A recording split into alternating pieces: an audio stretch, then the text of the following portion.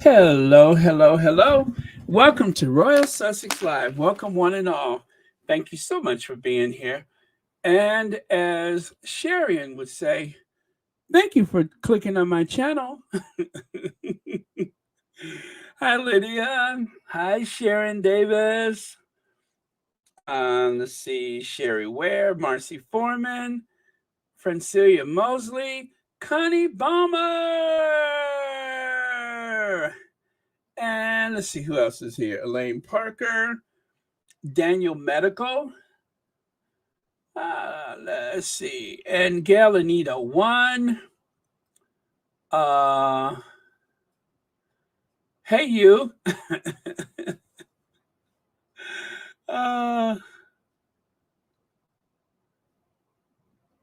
Okay. I got this. Alu Watoyen. Hey. Okay. And Berta Sanchez, Mabel Jones. And let's see. Sonia H. Deborah Barnes. It's freezing. Oh no. Okay, heat them up so now they. Yeah, sorry about that. Yeah, you want to make sure you keep them running the whole time, especially if you have a basement. Whichever is the lowest sink in the house, you gotta switch that on and just leave it on just a trickle, and that should help. And if you have a hair dryer you can use or something like that to, but you know what you're doing. But wow, yeah, this is that time of year. Hello, Joan Garcia, Cookies and Cream, Francilia Mosley. Okay, Deborah Bowens, Nash Singby. Hello, Mabel Jones. Hi, Mabel Jones. Lily Lamore. Okay. All right. Who was the first one? Hi, Big Mama. Carolyn Soares, Janet Lavalley. Set the mood. Okay.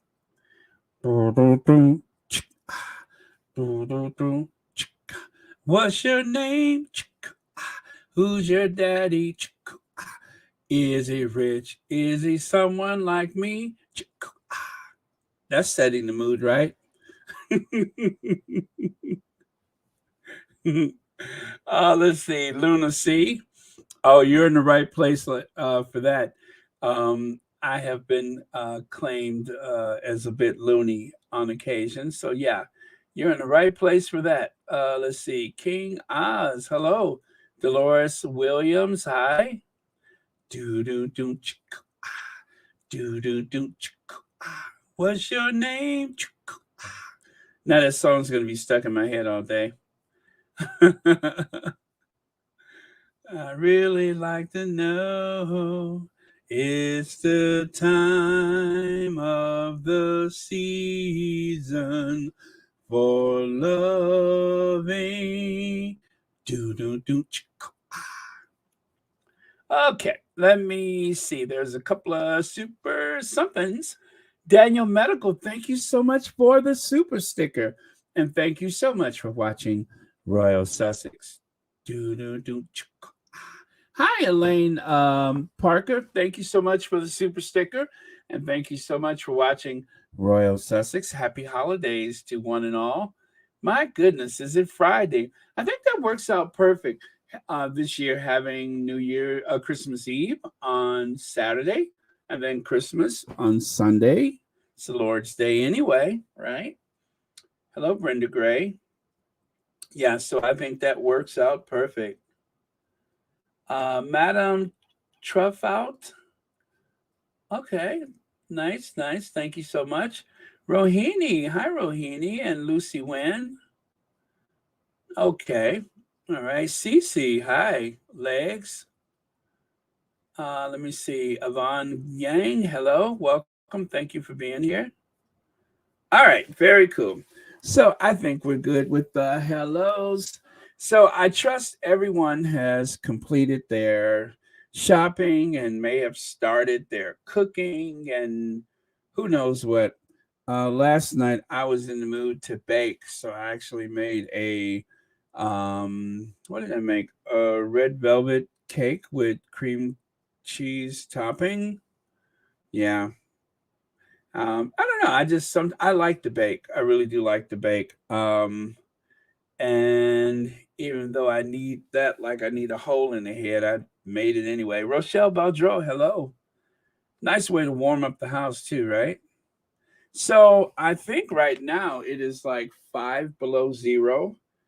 Um, Let me see. I'm gonna check. Uh-huh. Ooh, wow. Oh yeah, 3 below 0. Oh, that means the sun is out for a few more minutes. Very cool. Yeah, who knew it could get so cold? So for you guys who are Celsius, what is this in Celsius? Let me see for a second here. Okay. Oh, they just changed it again. They had fixed. Oh, there it is. So in Celsius, it is 19 below tonight. Right now it's 17 below. Then it's going to go down to 19 below in Celsius. But in Fahrenheit, it is a high of 1 degree and a low of -3. I don't mind the cold though. I don't. I'm in a nice warm space, so it's okay. Hello, Sherry. Where Anita one? Okay, I said hi. All right, so let's get started then. Thank you so much for the super stickers, and thank you so much for watching Royal Sussex. Wow, I'm looking forward to the new year. I haven't made any resolutions, but I'll work on something. Or I don't know, maybe I'll plan to go to the um, Invictus games. We'll see. I'm on the fence about it. Okay. Uh, Hello, Nathalando, Sharon Davis, April May. Okay, very cool. Enough small talk for me. Let me move on then. Oh yeah, by the way, thank you. I received the nicest Christmas card. As you know, guys, I posted a mailbox service that I use, and someone took advantage of that to send a Christmas card. Isn't that beautiful? It's three-dimensional, so when you open it up, the candy canes and the Frosty the Snowman kind of sticks out and everything. So that was super, super cool. Wasn't expecting anything like that. So thank you very much. And the contents therein was also incredibly nice. So thank you. I don't want to say the name, but thank you very much for the squatty that sent that to me. That's the first card I've gotten from a squatty, I think. Oh no, second, because I got one from Trinidad, which was super cool too, with a souvenir, which is proudly displayed on my souvenir shelf with all of my souvenirs. And I showed that to my aunt. She absolutely loved it. Um, and we were both like really impressed with the nice heavy weight of it. I mean, it's just very well made. Um, Let me see. I don't know. I'm gonna decide. I'm going to decide in January. But yeah, I'm going to decide in January for sure. There's just some things I want to sort out, like well, anyway, there's some things I need to sort out. So, Colorless, thank you so much for the super sticker, and thank you so much for watching Royal Sussex. And happy Friday to you, and thank you so much. Happy Eve of the Christmas Eve of Christmas Eve. Well, okay, I think it's two Eves. Okay, but yeah, thank you, and thank you. Isn't it a beautiful card? I mean, I just want to look at it all day, right? And there in the background, I used the portrait setting so you could actually see my very humble Christmas tree in the background. I'm using all blue lights on my tree, so I'm gonna have a hunk of blue Christmas, as Elvis would say. A blue Christmas without you. I love that. Oh God, no, Baron. I thought you would say you were going to the coronation. Nah, I mean, I would love to see it, but my dream was to go to a royal wedding, and I've done that, and it was everything that I wanted it to be. But as for a coronation, um, I wasn't sure I would see one in my lifetime, let alone have an opportunity to go. Now, I thought about it in the past, but surely not this time. Um, I'll pass on that one. That's a hard no for that one. But yeah, the royal wedding, fortunately, it was just the right wedding and it was at just the right time. And as I purchased the ticket just by chance, I know it was meant to be. So yeah, unless it's one of the Sussex kids, I couldn't imagine. But yeah, thank you so much for asking, though. All right. Hi, Annie Bennett, if I didn't say hi. And Brenda Phillips, B. Thomas, Julia Rock, hello. Okay, so thank you again for the lovely card. And dun dun dun, trigger alert. This actually just came in about an hour ago. We at the Sun regret publication of last week's Jeremy Clarkson column, and we are sincerely sorry. So that's about as good as it gets. Not really, because it's not from Jeremy Clarkson. He expressed, actually, he had a non apology, and obviously, he is just unable to verbally say anything to seem like an apology. So, let's see. VS Speaks Rarely says, "Oh, some legal papers must have been received." Obviously, hello VS.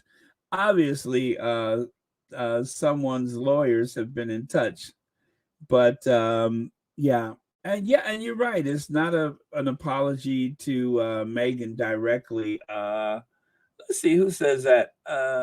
Nini says no apology given to Meghan. Absolutely, no apology to Meghan. Um, yeah, so it's as though it really hasn't happened, has it?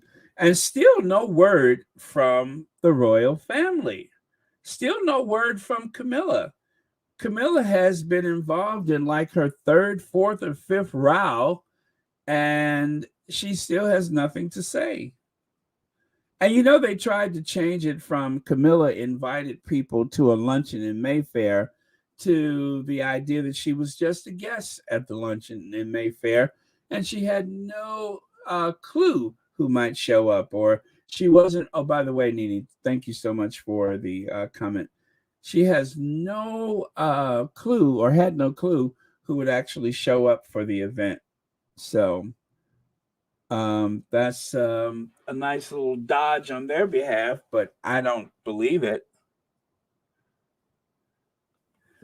Let me see. Deborah Bowen said, "No, they are not. If they were sorry, they wouldn't have printed the dang article. They regret the outcry. He is a hateful, fat neck jerk." Oh, man. Did Murdoch call his minions and scream at them? I doubt it. I doubt it. I don't think Murdoch cares. I think they just scratched their heads and did a bunch of hemming and hawing and then decided, okay, that's the right course of things is to say this and move on. So yeah, I really doubt that anybody's been yelled at because these things usually take care of themselves with time. Um, let's see. Big Mama says they can't apologize to Meghan because they agree with him. So true, Big Mama. So true. It's all the talk that they usually have around the water cooler or at the country club or wherever they go. And just so happens those conversations went into print thanks to Jeremy Clarkson. And, and now it's a thing. Let's see. Daniel Medici. I'm sorry, Medico. Why do I see Medici? I think because I like that name, Medici. Hi, Susie Q. But Daniel says Camilla always in background to do evil things. Let me clean my glasses. Oh man, you guys, I still have not gone to my eye doctor. I got to do that. These glasses are toast. Okay, I think they have a lot of like scratches and stuff on them. I mean, not think I can see them. Little fine scratches. So, and when that happens, you really got to keep them clean. Okay, let me get this big buffalo head off the screen. I don't know why he reminds me of an American buffalo. You know how they have that big gigantic head where it seems like there's oh yeah, and they God the heads are ginormous, but that's what he reminds me of is that American buffalo. Um, among other things, which I promise I am going to share with you guys later. I was doing a little editing, which is what takes me so long sometimes, is that when I get in that mood to edit something, well, you know how I am. And then next thing you know, an hour has passed. So I will share that with you later. Hi, Louise. Okay. Hmm. Hi, Myra V. And Joanne Cohen. Hi. Let me see. And Claudia Sims. Hello. Mary H. Very cool. Thank you so much for being here. Okay. And then there's this. We condemn these racist and dehumanizing actions in the strongest possible terms. They represent the vilest and the evil angels of our society and must find no refuge in the media. We join the calls for all people of goodwill in the United States and abroad to stand united in this condemnation and deemed, uh, and demand for accountability. Reverend Al Sharpton slams Jeremy Clarkson's racist Meghan Markle column amid police petition. Exclusive. We condemn these racists and okay. So yeah, a police petition. Now that must be a British thing because I've never heard of that before. So is there a way to have a petition to have the police investigate a certain situation? I'm not sure how that works. I don't know how the Crown Court works, but yeah, that's the first time I've ever heard of a police petition. So if that is the case, please let me know. Hello, Anastasia Isabella and Reba Henderson. Yeah, Reba, I understand it's not really an apology. Minerva Martin, thank you so much for the super sticker. And thank you so much for watching Royal Sussex. And happiest of Fridays to you.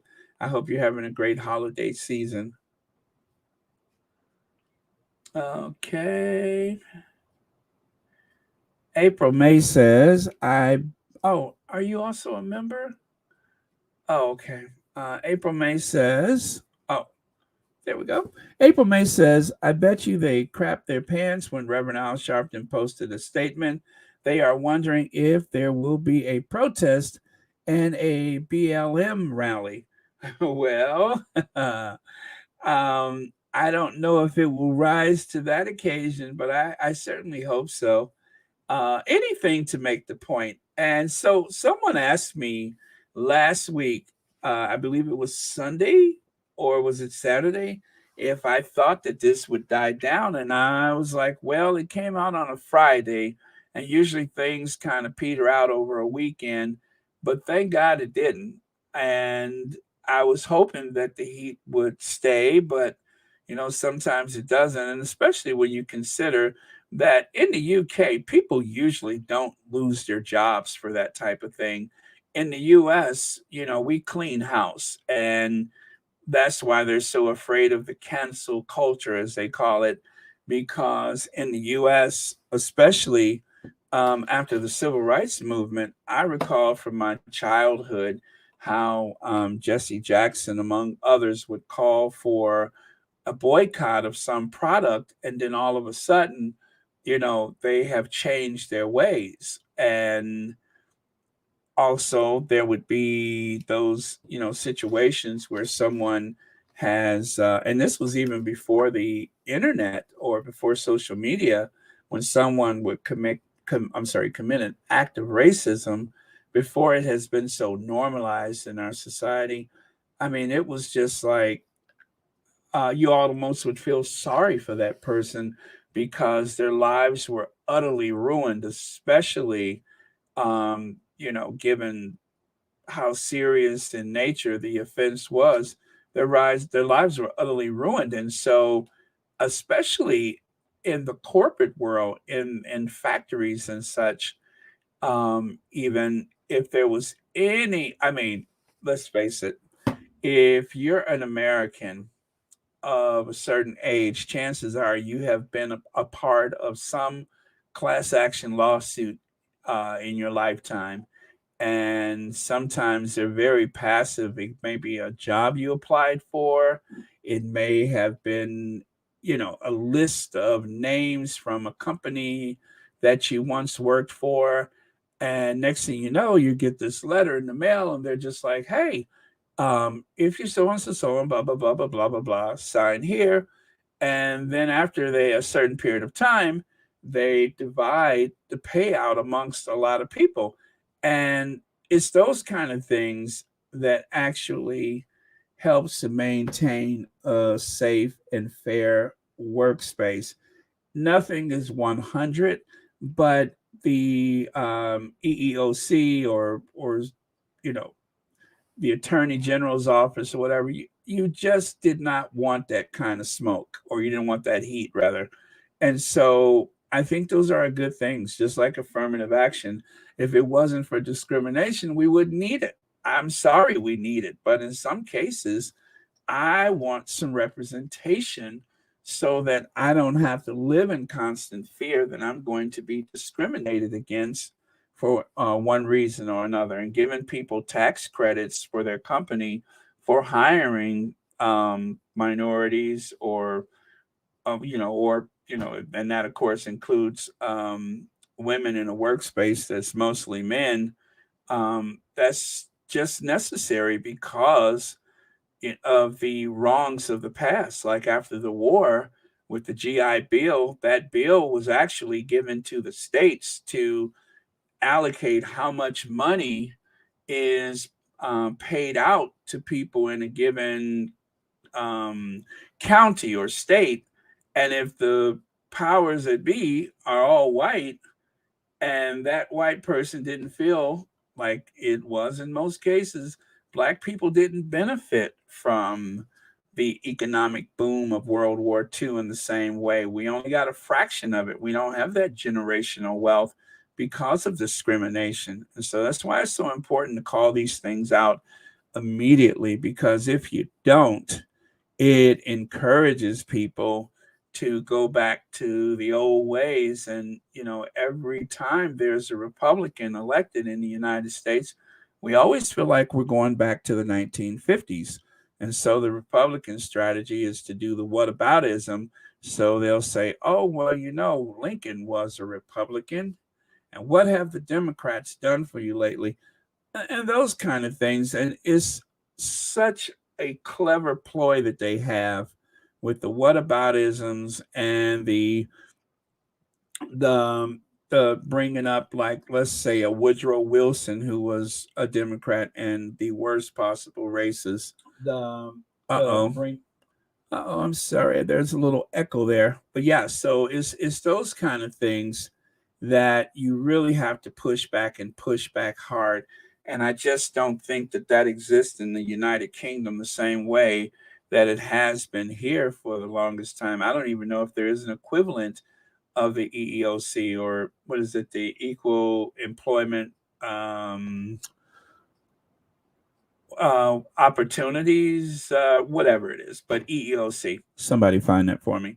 But yeah, so it's those safeguards that has helped a lot in terms of righting some of the wrongs of the past. Okay, so God's Child has a super chat that says can't join chat, so can't respond. Love you, Baron, Baronet, Squaddies. It was my birthday yesterday. Merry Christmas and Happy New Year to all. As Jesus commands, God bless everyone and the haters too. Yes. Thank you so much for that, God's Child. And happy belated birthday to you and many happy returns of the day. Thank you so much for being here. Okay. Oh, and thank you for being a member of Royal Sussex. And I think there was another super chat or super sticker, or did I miss it? Okay. Let's see. Minerva Martin. Yes, I thank you very much for that. I'm sure. Okay, I'm making sure I'm scrolling in the right direction. Oh, wow, a lot of comments since I last looked. Thriving with the Sussexes. Hey, Baron, this is Deanna C. Hope you and fellow squaddies have a warm and happy holidays. Merry Christmas. Thank you so much, Deanna C. And thank you so much for the work that you've done with your channel, Thriving with the Sussexes. Thank you for the hard work. And thank you so much for being here. Oh, yes. Thank you, Lydia. All right. So, and just to make sure, there we go. Did I do it? Yes, I did. So there is Thriving with the Sussexes. That's Deanna C's channel. And yet another Sussex friendly safe space. So please, you guys, do make sure you like, subscribe, and share Thriving with the Sussexes. All right. Hi, Pam Porter. Pam Porter says, Baron, we have our racial issues as well. I mean, I'm sorry, as a country, but where we differ from the UK is that we acknowledge the existence of racism and attempt to mitigate against it. Yes, that is very true. And, it's just a different way in the U.S. that we move amongst one another, especially, big towns, small towns. It's just a different way that we move amongst one another's. And, and because of the slave trade and the history of slavery in the U.S., let's face it, in some of these smaller communities, those are our cousins. Those are sometimes our cousins that may be discriminating against us, going generations back. Those are like some of the most interesting stories when you have, you know, two different families with the same name, and over time, of course, the history of that connection is lost. But among some of the elders, they know. And so I always wonder if that is like really a factor in that, there's a certain interdependent relation between black and white in this country. And it's almost as though you really cannot have one without the other, no matter what people say or do or think. You just can't have one without the other. But in the UK, I think one of the differences is that you would have a Susan Hussey that will look at someone who says, yes, I was born here, I'm from Hackney. Yeah, but where are you from? And unless you have an accent in this country, you just don't. That's a topic we just don't fool with black people. It's kind of like an unwritten rule that if you don't have an accent, you just kind of leave people alone, um, because there's more of the idea that whatever you look like, if you sound like you're from Texas, then you were probably born here, and there's no question about it. But how could you, if a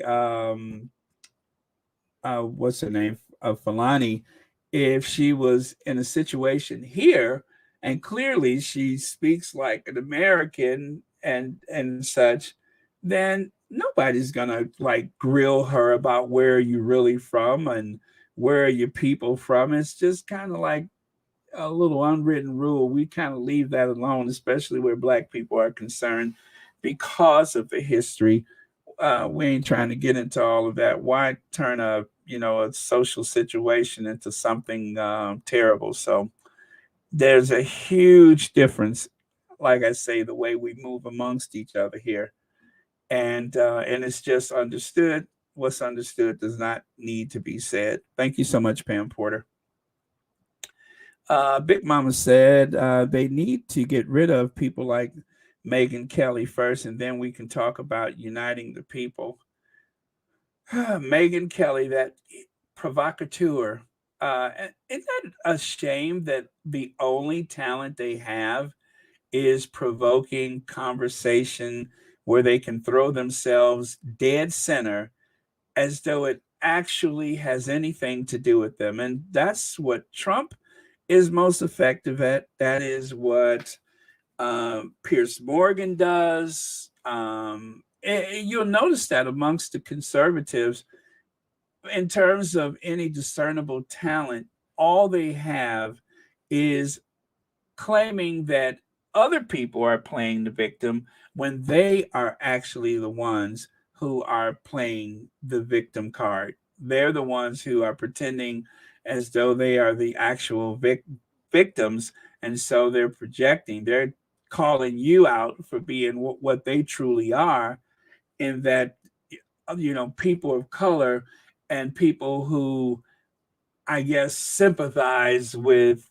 a minority or whatever, they are the ones that are making life difficult for us. And if they just stop calling us out for everything, we can move this country forward. But I say, if you don't call out people, there is no forward movement. You can't keep, um, I guess, terrorizing people with your rhetoric and then say, oh, okay, yeah, that was in the past. Let's move on. When it was just yesterday. So, yeah, thank you, Big Mama. Who would have thought in 2022 race would still be such an issue? Okay.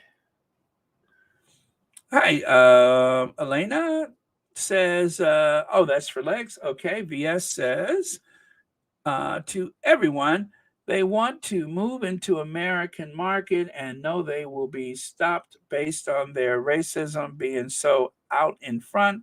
We the people don't play that BS. That's right. That's right. Thank you, BS. But that's true. That's true. We have a kind of a different way of dealing with that stuff. Let me see here. Hi, Leg says, oh, that's also for Elena.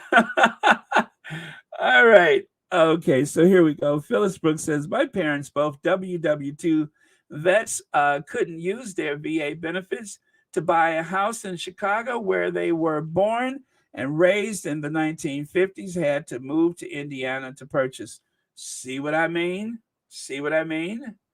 The VA benefits weren't available to everyone. They would redline people with the policies of real estate, and also depending on what your area or zip code, you may not be eligible within that district or area or state because the people handing out the money didn't think that you really deserved it. So that is so much generational wealth within the Black community in the United States that has been lost forever.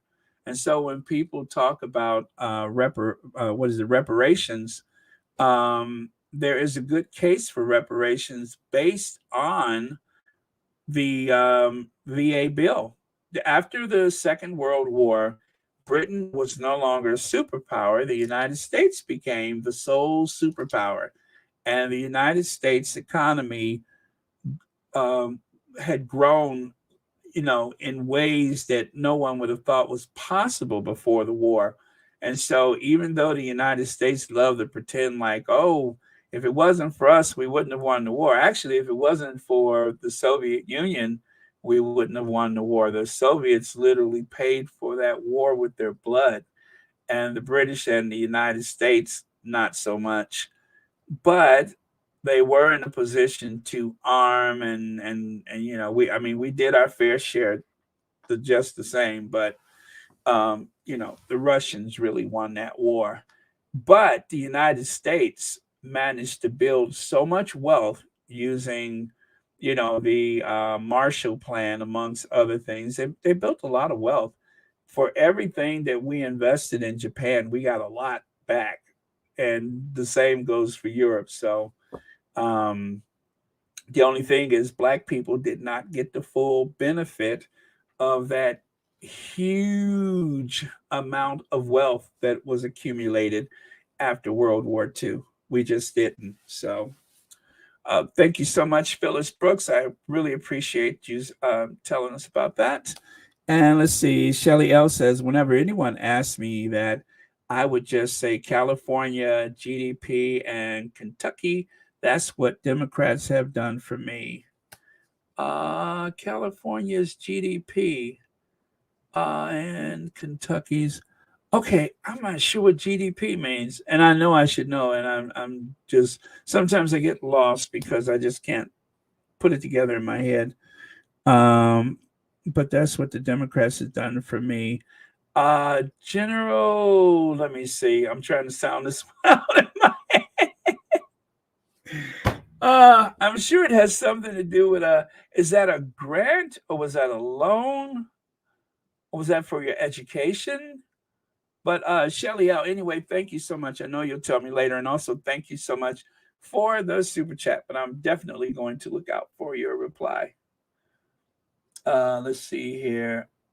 And this, okay, Mercedes Todd says, one of the first ways people of the UK can fight this media stronghold is to stop buying the papers, stop paying them for their dirt when subscriptions go down. The changes will be made. Well, yeah, Mercedes Todd, that is one way, but don't forget they make a lot of money from their social media accounts. They run ads on their website. Um, there more people read the Daily Mail every day than you could ever imagine. There's a lot of people. I found the Daily Mail when oh gosh, one of the I can't remember the kid in Florida they got killed. But when that happened, that's when I discovered the Daily Mail. And because I clicked on the link and then it just, and I'm going to tell you, Daily Mail throws a story out so fast that is full of grammatical errors, misspellings, but they get the story fast. And so the format is genius. It's so easy. They always have the photos. And so for that, it is very valuable. But the content is garbage. The content is garbage, but they're like usually the fastest off the blocks when something happens. And so unless there's something to compete with that isn't garbage, I'm afraid they're not going anywhere. Um, but yeah, I like to stay on top of things. and they have a vast amount of resources to get those stories out quick.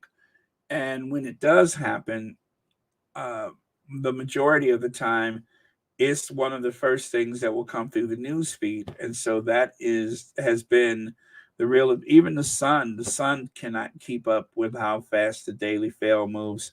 And they don't care whether it's good information or bad, they just put it out there. So it's unfortunate, but there's not many people in the English speaking world that can keep up with the pace of their news. So, and of course, if I can find grammatical errors and misspelling, then you are dumb. If I can find it, if I take a red pen to your work, you really are messing up. But yeah, so that's what it is. And I'm not embarrassed to say that.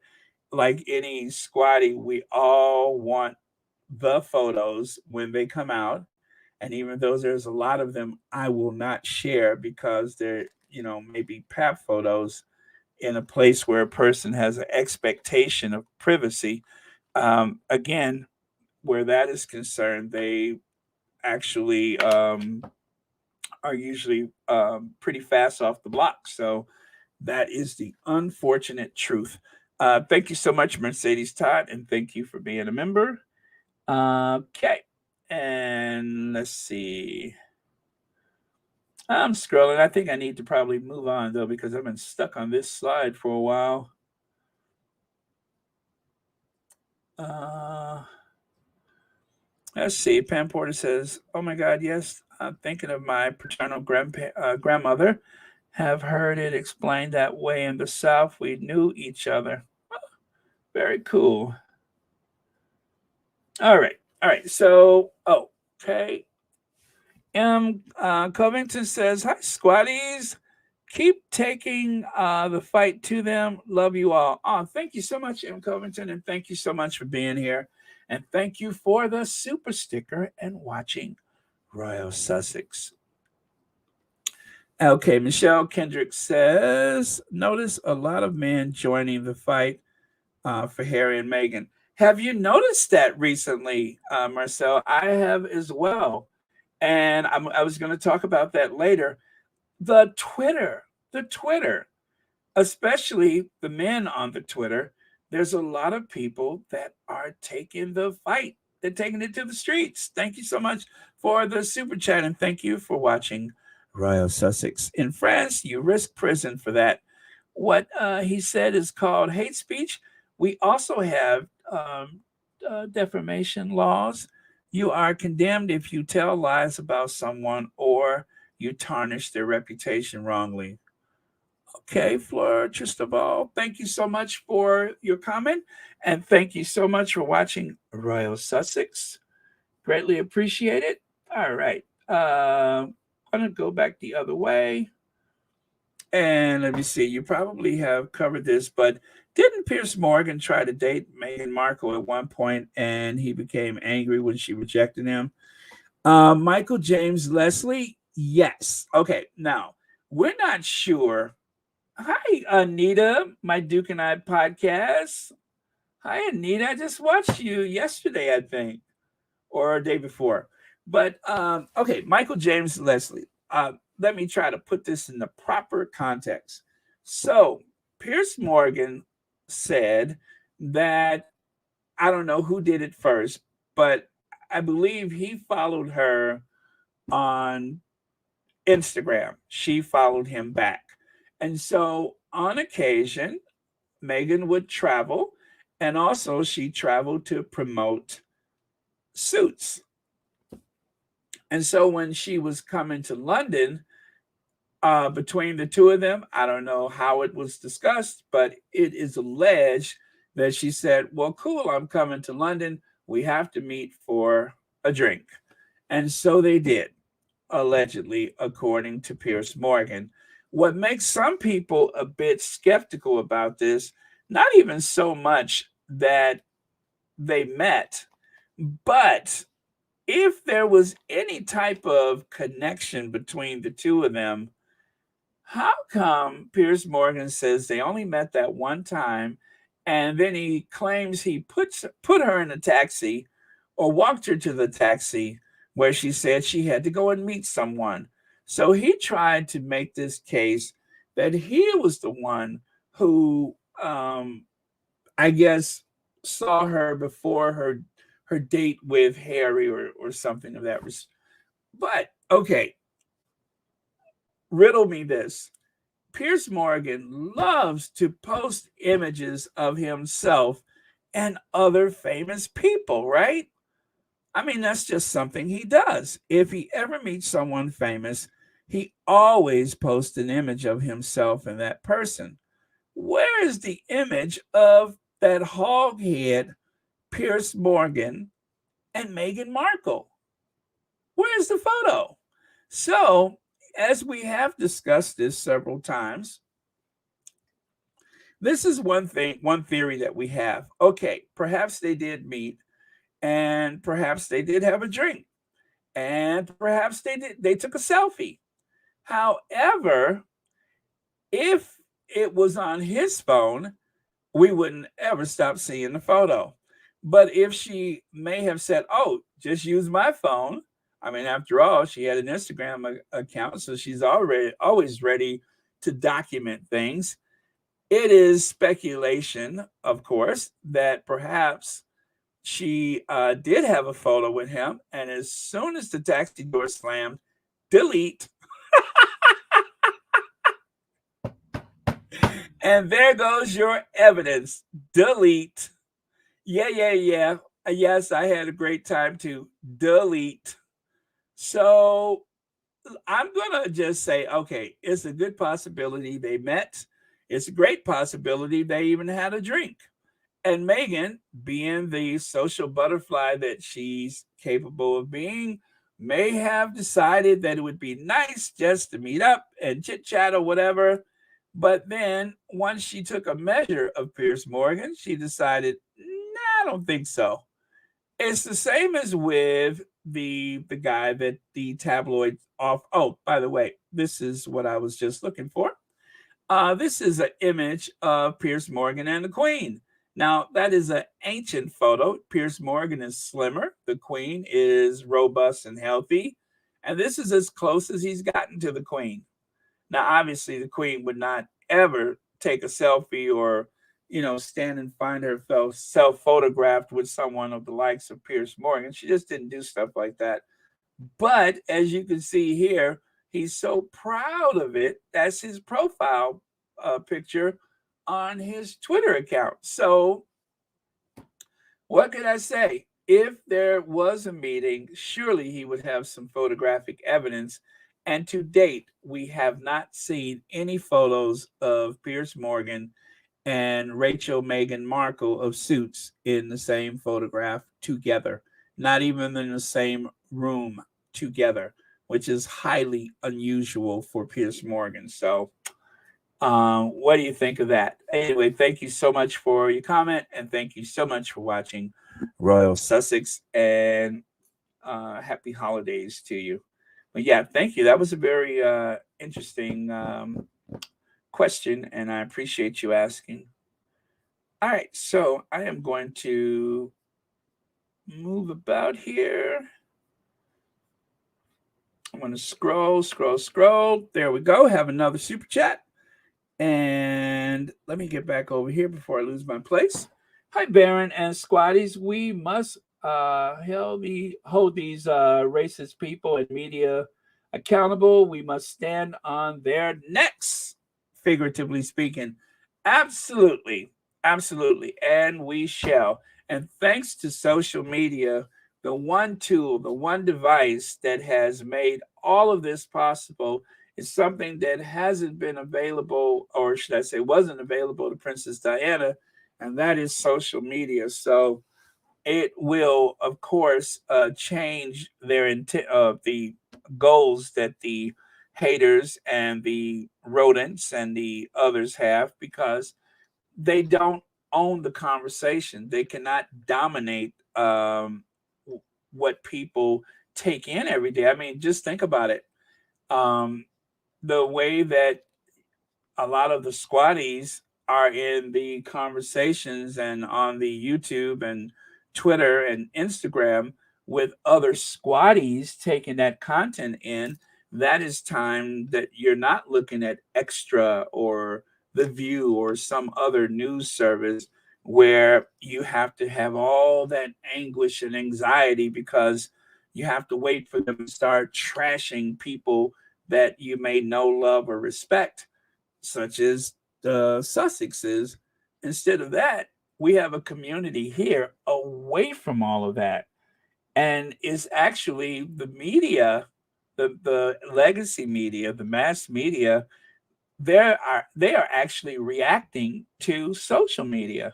Have you noticed, Alice, how many times you read an article and you see someone's tweet is used to, I guess, bolster someone else's image or to back up their assertions? They say, "Oh, and right here in on Twitter, so and so said such and such." So you, Alice Langdon, may have a tweet where you just say what you've said to me, and you may find that in an article somewhere.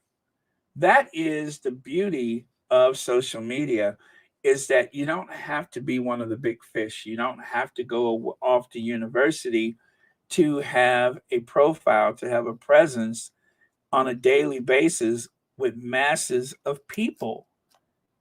You don't have to be one of those public school kids in the UK that go and take journalism or history or whatever and then come to the US and then infiltrate our media with a lot of that royalist dribble and stuff. We don't have to settle for that. There's other ways. We don't have to listen to a Max Foster pretend to be unbiased. We don't have to do that anymore. That's what the beauty of social media is. So thank you so much, Alan Langdon. I'm sorry, Alice Langdon, and thank you so much for watching Royal Sussex and for the lovely super sticker. Greatly appreciate it. Okay. And I'm going to scroll all the way to the absolute last. One more. Shelly L says gross domestic product. Okay, Kentucky is 195.9 billion, really, and California's is 3.37 trillion. We're the fourth largest economy in the world. I think I just mentioned that the other day. The Republican Party is totally gaslit, no receipts, and don't want to see any. Thank you so much, Shelly L. But that's true. If California was a nation, I think they would probably be wealthier than the United Kingdom right now, which is extraordinary. But they don't call it the Golden State for no reason whatsoever. Yeah, if there was ever another like separation movement of the union, like for instance, Scotland and Wales trying to leave the union there, if California left the United States, ooh, our economy would tank. But thank you so much, Shelly Ellen. Thank you so much for the super chat and straightening it out. Gross, and I'm just like GDP, but I just wasn't sure because of the way you used it. But thank you so much. Shelly L says, sorry it took so long to answer. I was cleaning up. Again, thank you very much. Greatly appreciate it. And I'm glad that we are able to keep you company. I love when people are doing things or multitasking and listening to Royal Sussex in the background. That is like one of the biggest kicks for me. I love being a part of someone's day like that. Baron, have you heard that Clarkson has a program on? Yes, I saw that on Amazon streaming service. If so, it might be time for a campaign to get him removed. We don't play that mess over here without pushback. And I was really surprised by that no one else has mentioned that. They talk about him being on a program in the UK on what, Sky or ITV or whatever, but they say nothing of the fact that he's on Amazon Prime here. So thank you for that reminder, Pam Porter. And I'm surprised there's been no mention of it, but I wouldn't be surprised if he loses that job. Let's see. Rochelle Baldreau says, Baron, Dr. Scholl was on MS. I saw that too. Pretty cool.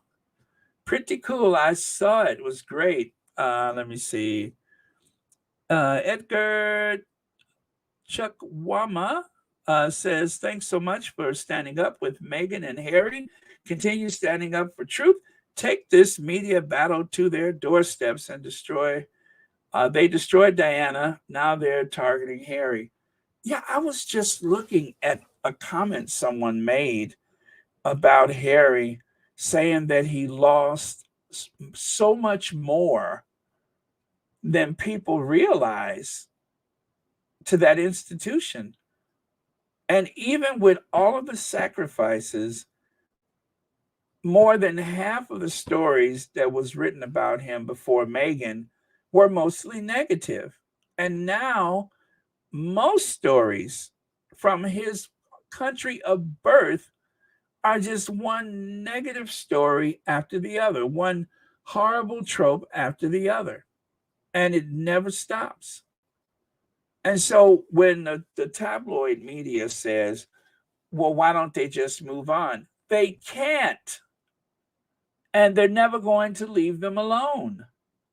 If there's any lesson that we have learned about the British tabloid media, and that is that it's just like, the royal family, you can just say the firm, you could substitute mafia for the firm.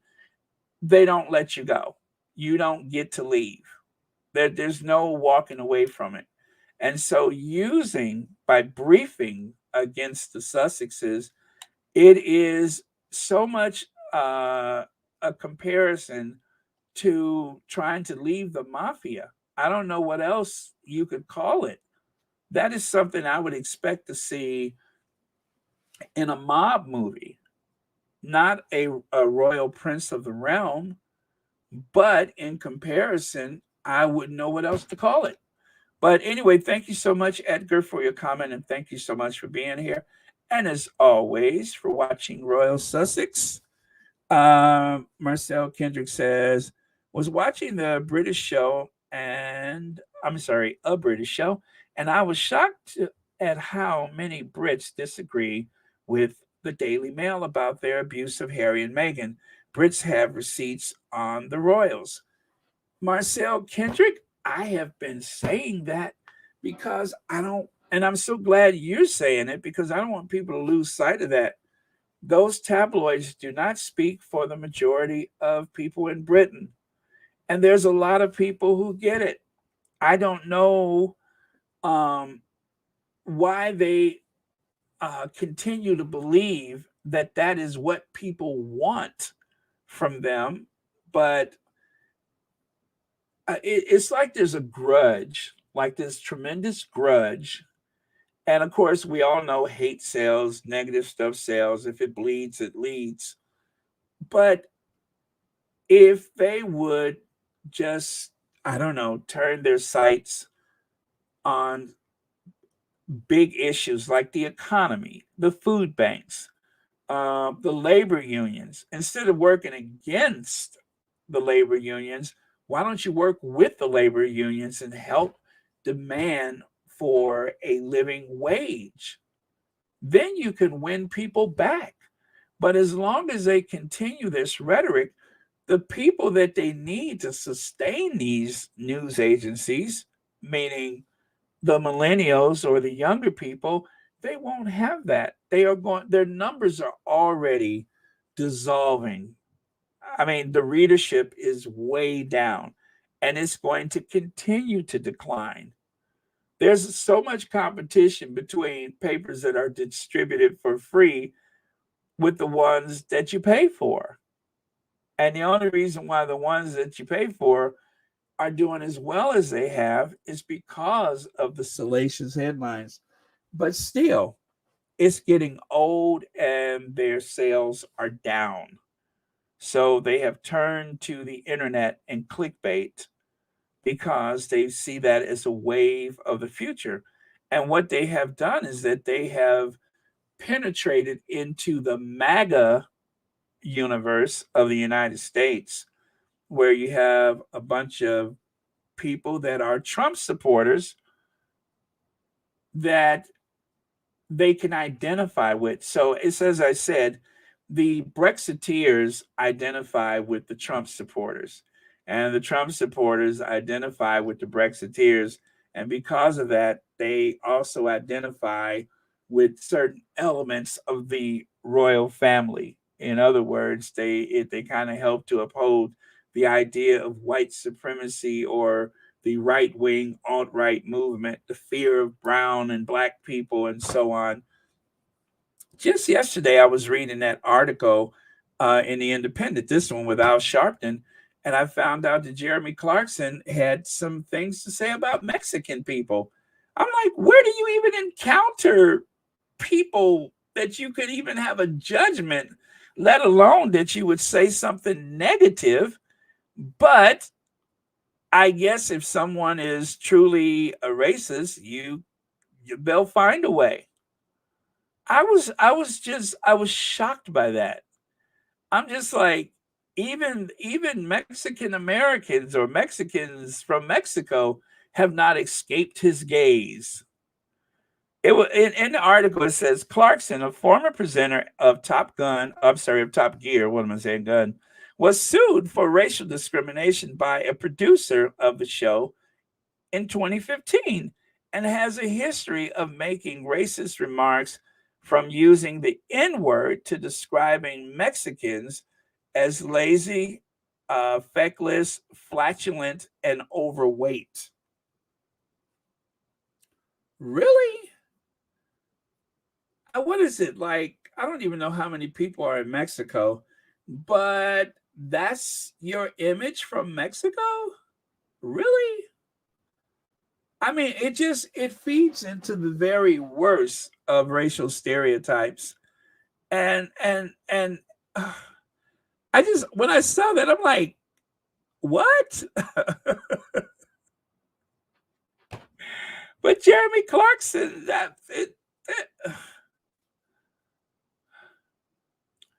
and do you guys know that I think they did a Top Gear show, or is it the new show, in Argentina, that they had a license plate that was coded to humiliate the Argentinians about the Falkland Island War. And I don't remember exactly how they spelled it out, but it was something with the date, and it was in relation to the Falkland Island War. And they were a guest. They were a guest in Argentina and decided to go there. I mean, you have to really be a hardcore racist to think of stuff like that. I wouldn't have enough sense to know how to deliberately insult someone like that. But they did. And that's the real shame of it, is that if you're so brilliant that you could think of ways to hurt people, what if you use that talent to help people or uplift people? Wow. Wow. Oh, well.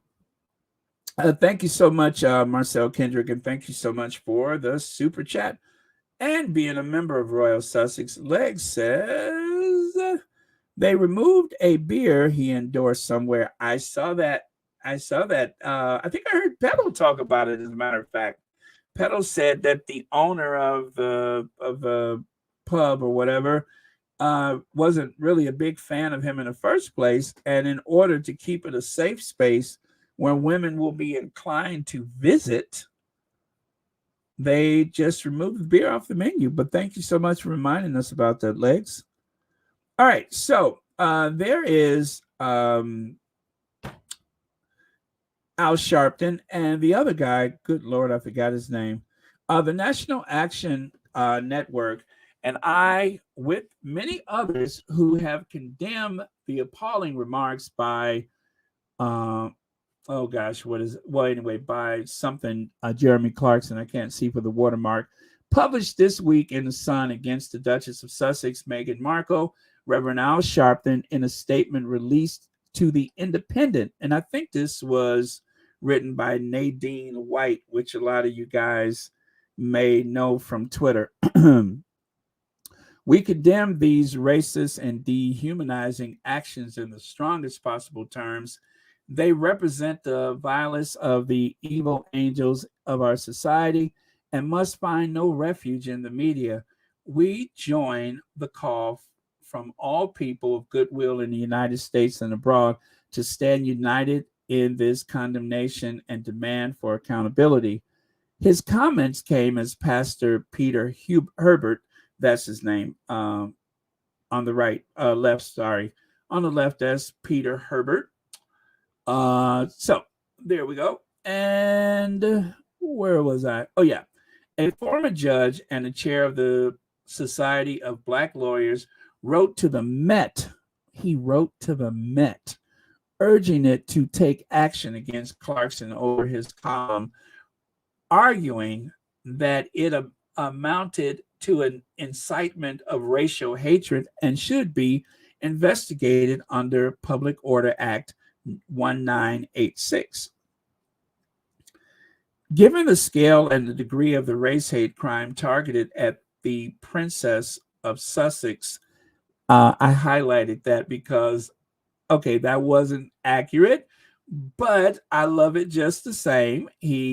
That was his direct words. The Princess of Sussex, she is a princess, and the previous offensive conduct of Jeremy Clarkson. So they're looking back at his past behavior, who is an individual who knows exactly what he is saying and the likely consequences of his editorial being published in the Sun newspaper. There is a clear evidence of intent and said the letter, which was sent to the Met Police Commissioner, Mark Rowley, on Tuesday, who, of course, said he ain't going to do nothing because he doesn't see it as a crime, but they will keep an eye on it, he said very passively. Stephen Black says, we can all go to Amazon Prime and give his series terrible reviews. Just saying. Yeah, I mean, that is a possibility, although I have to say, in fairness, that they do expect that you watch it, and of course they can tell whether or not you've actually consumed the product. But yeah, I can't tell anybody what to do, but just saying. Yes, Rosanna Smith, Trayvon Martin, absolutely. But yeah, let your conscience be your guide, everyone. And by the way, thank you so much, Stephen Black, for the super chat. Marcel Kendrick says Harry and Meghan left 3 years ago and still make front page news. Marcel, interestingly enough, and I think it was Kaiser of Celibacy who said that they're treating Meghan like she's a runaway slave. And when she said that, I was like, I was shocked, but, and then I was like, that is exactly what it is, isn't it? It is the treatment as though she's a possession, that she's chattel or something like that, like she's a runaway slave, like she should have been branded first. That is exactly the for all intent and purposes, that's exactly what they're doing, is treating her like she's some kind of runaway slave. I mean, I don't know how else you would describe it, but as though there's some type of human bondage, as though she was born in captivity, and it appeals to the grossest intentions, but that's exactly what it seems like. And I was like, wow, I can't say I disagree with that. It is as though they're hounding someone who escaped bondage, like a bad ex-lover or something. Thank you so much for your super sticker. Nash Singby says, it's a super chat. Thank you so much, and thank you so much for watching Royal Sussex and being a member of Royal Sussex. Okay. All right. So, absolute last comment right here is, does anyone watch Claudia Boland in regards to Jeremy Clarkson's text against Meghan? I recommend it. She did a good job in standing up for the Sussexes. I think she's a squatty, really. I'm not sure I know who she is, but then again, by the time I see her, I'll be like, oh, yeah, I remember her. But yeah, so thank you so much for your comment. All right. So, okay. Wow. You guys are coming in fast and furious here. No, Big Mama. It's easier to blame the woman of color than accept that someone born in that institution would want out of it. Big Mama asks, are they looking at the fact that Harry said it was his idea to leave, not Meghan's?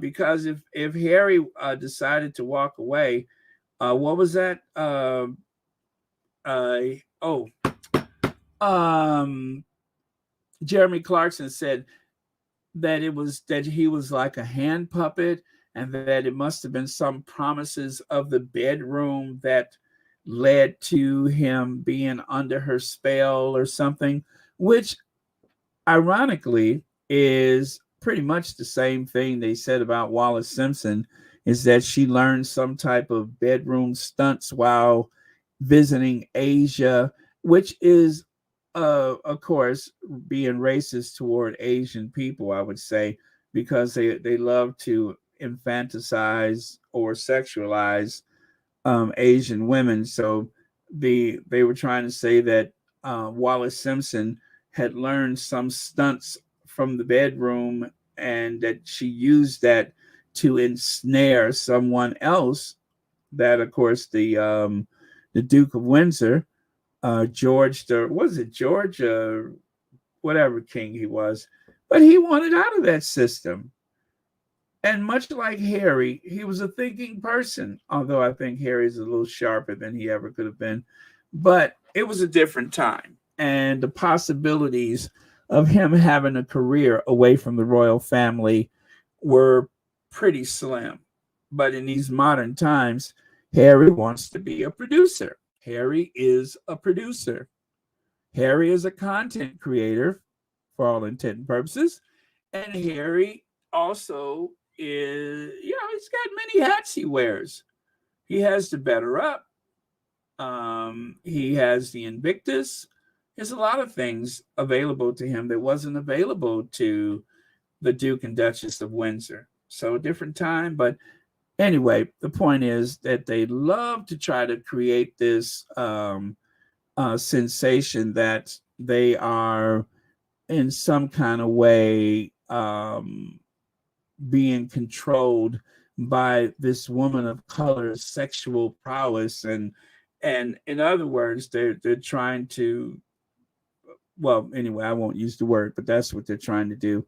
And so for that reason, they, have created this characterization like Harry is under the spell, and that there's something exotic about Meghan that was able to ensnare him and and draw him away from the royal family. Anything but the fact that that institution is, well, what do you call it? Flawed. That is a flawed institution. That it is a family that has grown out of the feudal times, and that Harry just doesn't want to have anything to do with them. They won't accept that. They can't and won't accept that as a logical reason why Harry would want to leave. So they'd rather blame Meghan for it, and as per usual, use her as the scapegoat. So let me see here. Okay.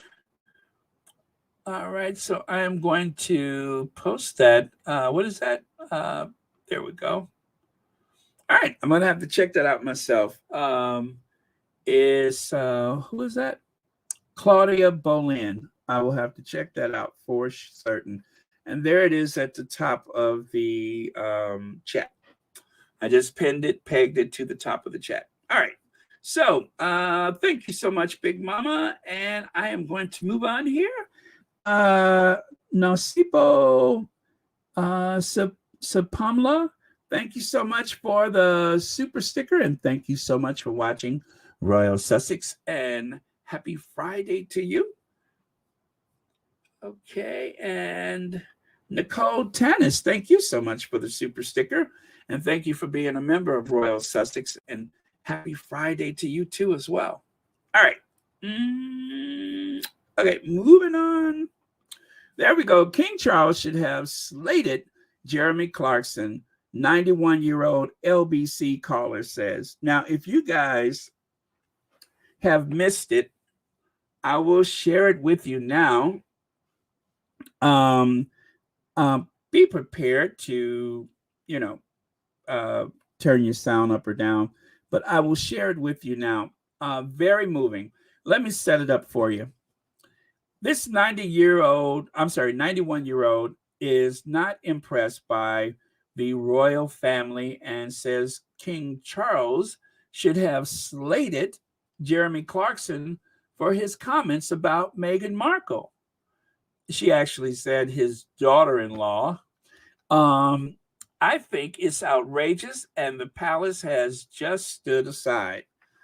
I love this woman. I think she is. Let me. This is what she was speaking about. You see this?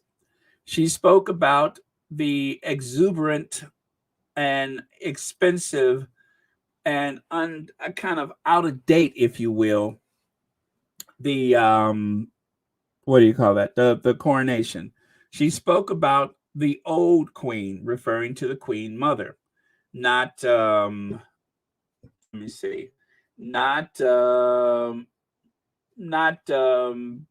Edward. Yeah, not Prince Edward. When she said old queen, older than Edward. So it wasn't Edwina, not that old queen, but the queen. Woo! It's been a while since I said anything about Edward. But yeah, so that's the old queen she's referring to as the queen mother. Not Paul Burrell, not that old queen either, but the queen mother. I mean, it's a lot of old queens hanging about. So, I could be speaking of a lot of people over there, but not that old queen either.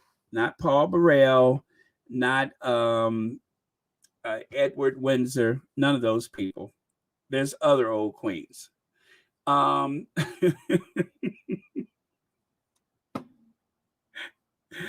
Anyway, before I put my foot in my mouth, let me just go ahead and let you all hear what she had to say.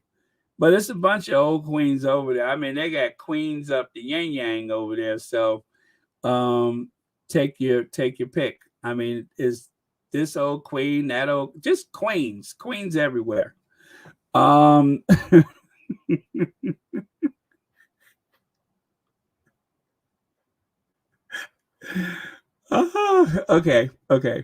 All right, that was fun. Let me see here. Let me find her, and I'll let you listen to her yourself.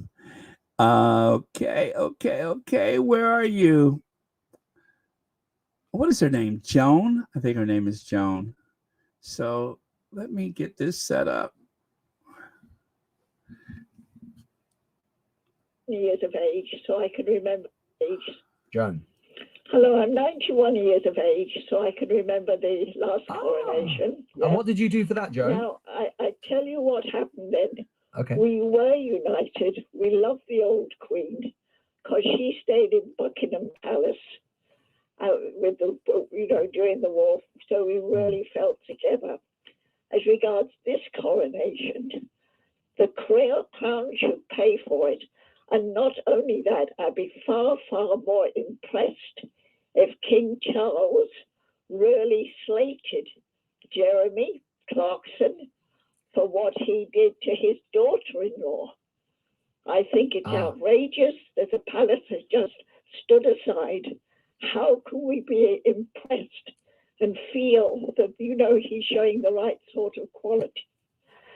The present monarchy knows we are people are sleeping on the streets, going to the food banks. They cannot say that they do not know what's going on here. Mm. And so I think it's outrageous. I think a lot of people now will be struggling. And how dare Ricky turn around and say that it's going to be glorious and all this, that, and the other. People are struggling. I work with a food bank and the homeless and things like that. So at the moment, I'm not impressed, because what they should have done, Charles should immediately have slated Jeremy Clarkson for saying such vile things about his daughter-in-law. I would never have stood for that. And I think most men and women parents would never have stood for that. How dare they stand aside? So as regards, all the pomp and so forth and so on.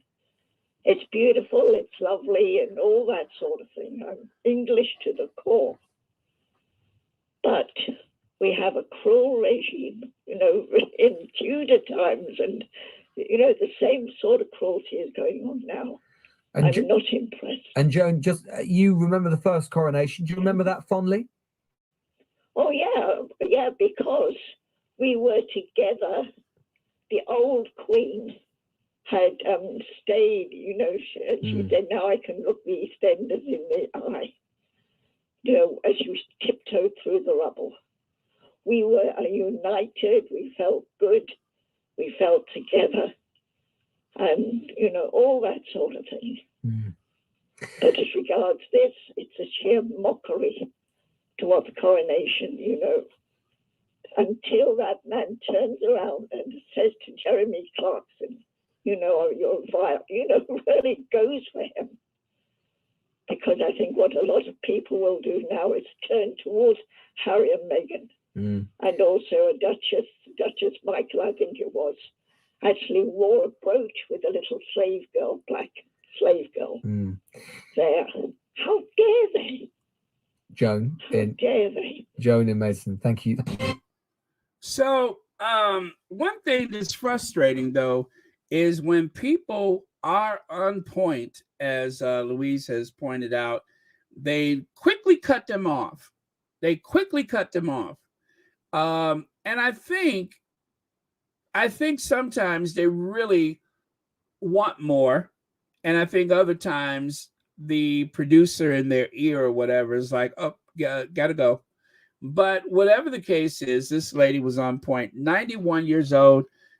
She's seen it all. She's heard it all. She's been around for all of it. And as she said, most parents, most men and women, most parents would not accept that. And I think he should have slated Jeremy Clarkson immediately. And then, of course, she spoke about the food bank. So I put a little collage together just for reference. Let's go clockwise from the upper left. You have the coronation. You have the old queen. Again, not Edwina, not not Paul Barrero, none of those people, but a real queen. And then, of course, you have Charles. And then there is the Dutch, what is her name? Prince Michael of Kent, wearing the Blackamoor brooch. And there's a food bank. There's a homeless person. And, of course, Jeremy Clarkson. So little collage I put together last night as a visual aid for Joan's comment. Okay, Reverend Rose H. McCall says, oh, the Platinum Diva. All right. Did you see the post about Camilla waging war against the future Duchess of Sussex even before they married? Her goal was to get her out of the family. Yes, as a matter of fact, that is coming up. Thank you so much for pointing that out. Let's see here. Sheila Dew says she's 91 and still in her right mind. What a blessing. This beautiful lady speaks the truth and wisdom. And also, she said she works with a food bank. So she's still active. She's still very active. God bless. She's still very, very active. Hello, Creative Life. Thank you so much for being here. And it is awesome to hear from her. Hello, Vinny Blair. Let's see that. Okay. All right. Let me move on then.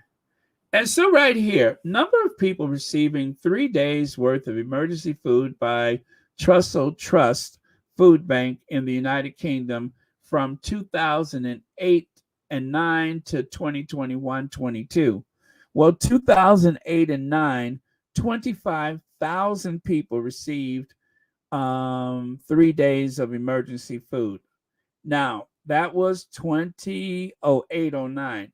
2021, obviously during the pandemic, the numbers would have gone up, but it's been rising ever since 2014, 15, 16, all the way up to 2021. It's gone down a bit as people have gone back to work, but not by very much. Not by very much. It has been on an upward trajectory all this time. And this is why they have been saying that the UK is the sick man of Europe. The economy and all the promises of Brexit is just not panning out. Things were supposed to get better, not worse. And as James O'Brien said the other day, the one big thing that you notice about all of the people pushing Brexit is they just don't want to talk about it. Oh, I don't want to talk about that. I don't want to talk about that. Well, let's not talk about that. So the people that push for Brexit don't want to talk about how successful it was. They don't want to regale you with all of the wonderful tales of triumph because we have finally secured this thing called Brexit. And that's supposed to make life better for people. But for the working class people, for the nurses, for the rail workers, and so on, they are literally fighting for a living wage. The nurses, they don't need you to clap for them because of the working during the pandemic. Just give them a living wage. Give them a living wage. Give them a reason to not strike or to take an industrial action or whatever. Give them a good reason. I remember when they had that event where the Cambridges stepped out of Anmore Hall and the Cambridges and their children clapped for the nurses or for the medical workers. That is an effing insult. That is an absolute insult. At the time, yeah, that was real cute. Now pay them.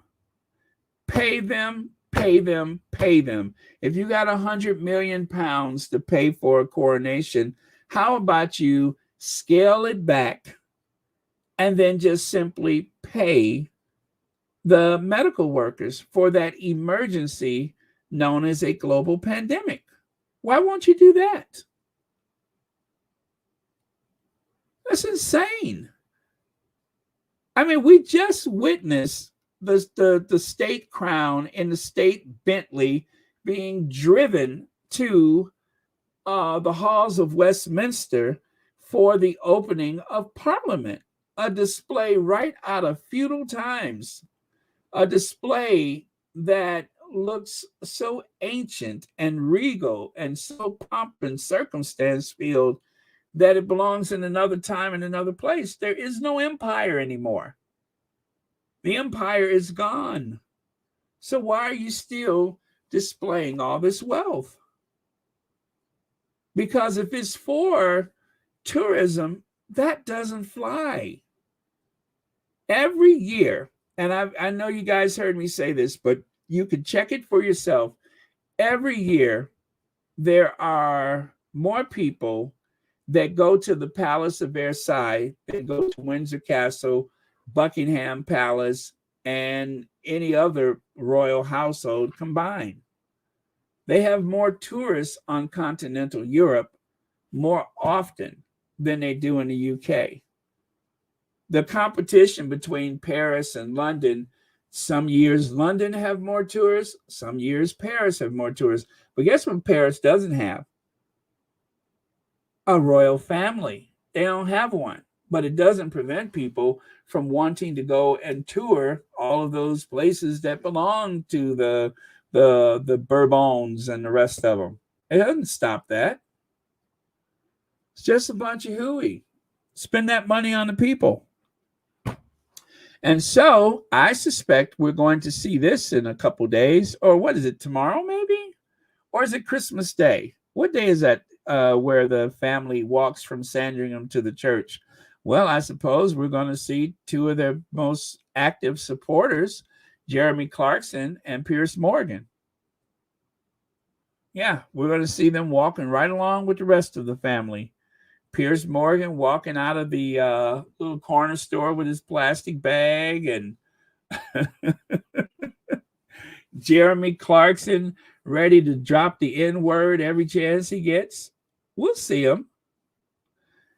The king rejects cut price coronation in favor of a glorious pomp and pageantry. Who talks like that?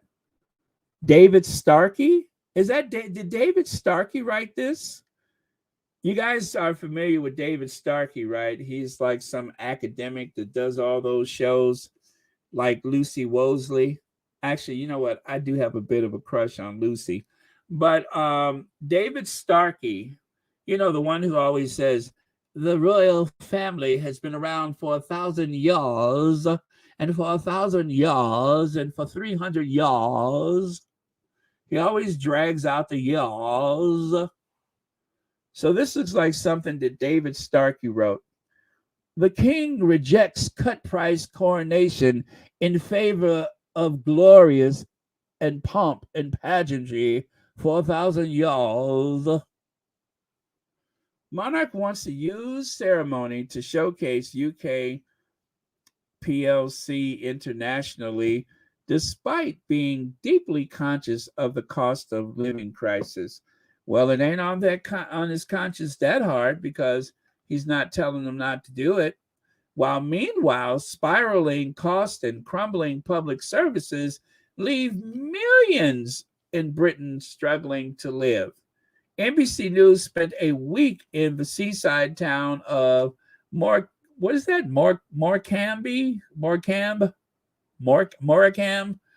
speaking with dozens of people about real cost of this story of Western poverty. Isn't that something? They're in Britain and they're speaking of Western poverty.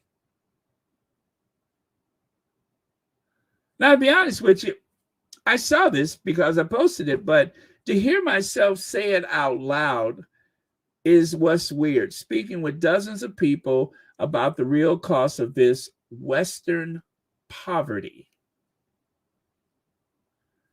Dear God. It just sounds weird saying that in relation to Britain. It just sounds weird. But, oh well. They'll figure it out. Let me see. Shelly L says, oh my God, I hope they don't kidnap all those old people and make them walk. Take the wheel, Jesus. Take the wheel.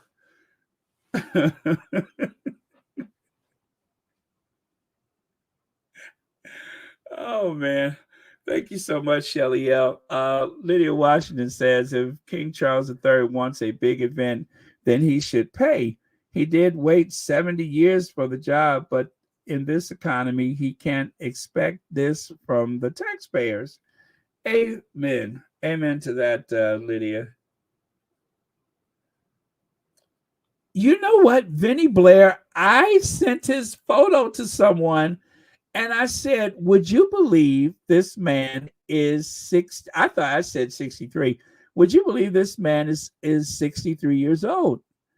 And they were like, no. I said, yes, he's only 63. Well, 62. 62. Isn't that amazing? Let me see if there it is. There it is. So there's Piers Morgan. And then, of course, that's Camilla, who looked the same age as the Queen before she passed. And then there's Jeremy Clarkson with the bloated abdomen. That's Jeremy Clarkson. I said that's Jeremy Clarkson. Yeah, yeah, that's Jeremy Clarkson. Yes, Reba Henderson. Joan was wonderful. She is a beautiful lady. I love her. But yeah, that's Jeremy Clarkson. Okay, the royal family won't condemn the op-ed about abusing Meghan. And then over here it says security fears for Charles amid worries Sandringham Christmas walkabout will be hit by protests after egg throwing. Well, you know what? I think that this is just a bunch of propaganda. Let me tell you something about that walkabout. This walkabout is mostly just local families. I really do doubt. Thank you, Stephen. I really do doubt that there will be a bunch of people there that don't know each other. This is a very small community and everybody knows each other. It's not like going to, say, York, where you got a lot of students and stuff like that. I really doubt that there'll be an incident. I'm not saying it's impossible, but I truly doubt it because it's a very small community. Everybody knows each other. It's a little small town. It's not central London. So, and of course, since they've raised the price of the train fares, I doubt if anybody's going to go down to the local supermarket or corner store or whatever convenience store and buy eggs at those prices and then pay all that money to get on a train just to go over to Sandringham. I really doubt it. They are just trying to make people watch. I ever so much. What? What? Really? Oh my God, Mackenzie. What? Denzel? What? Did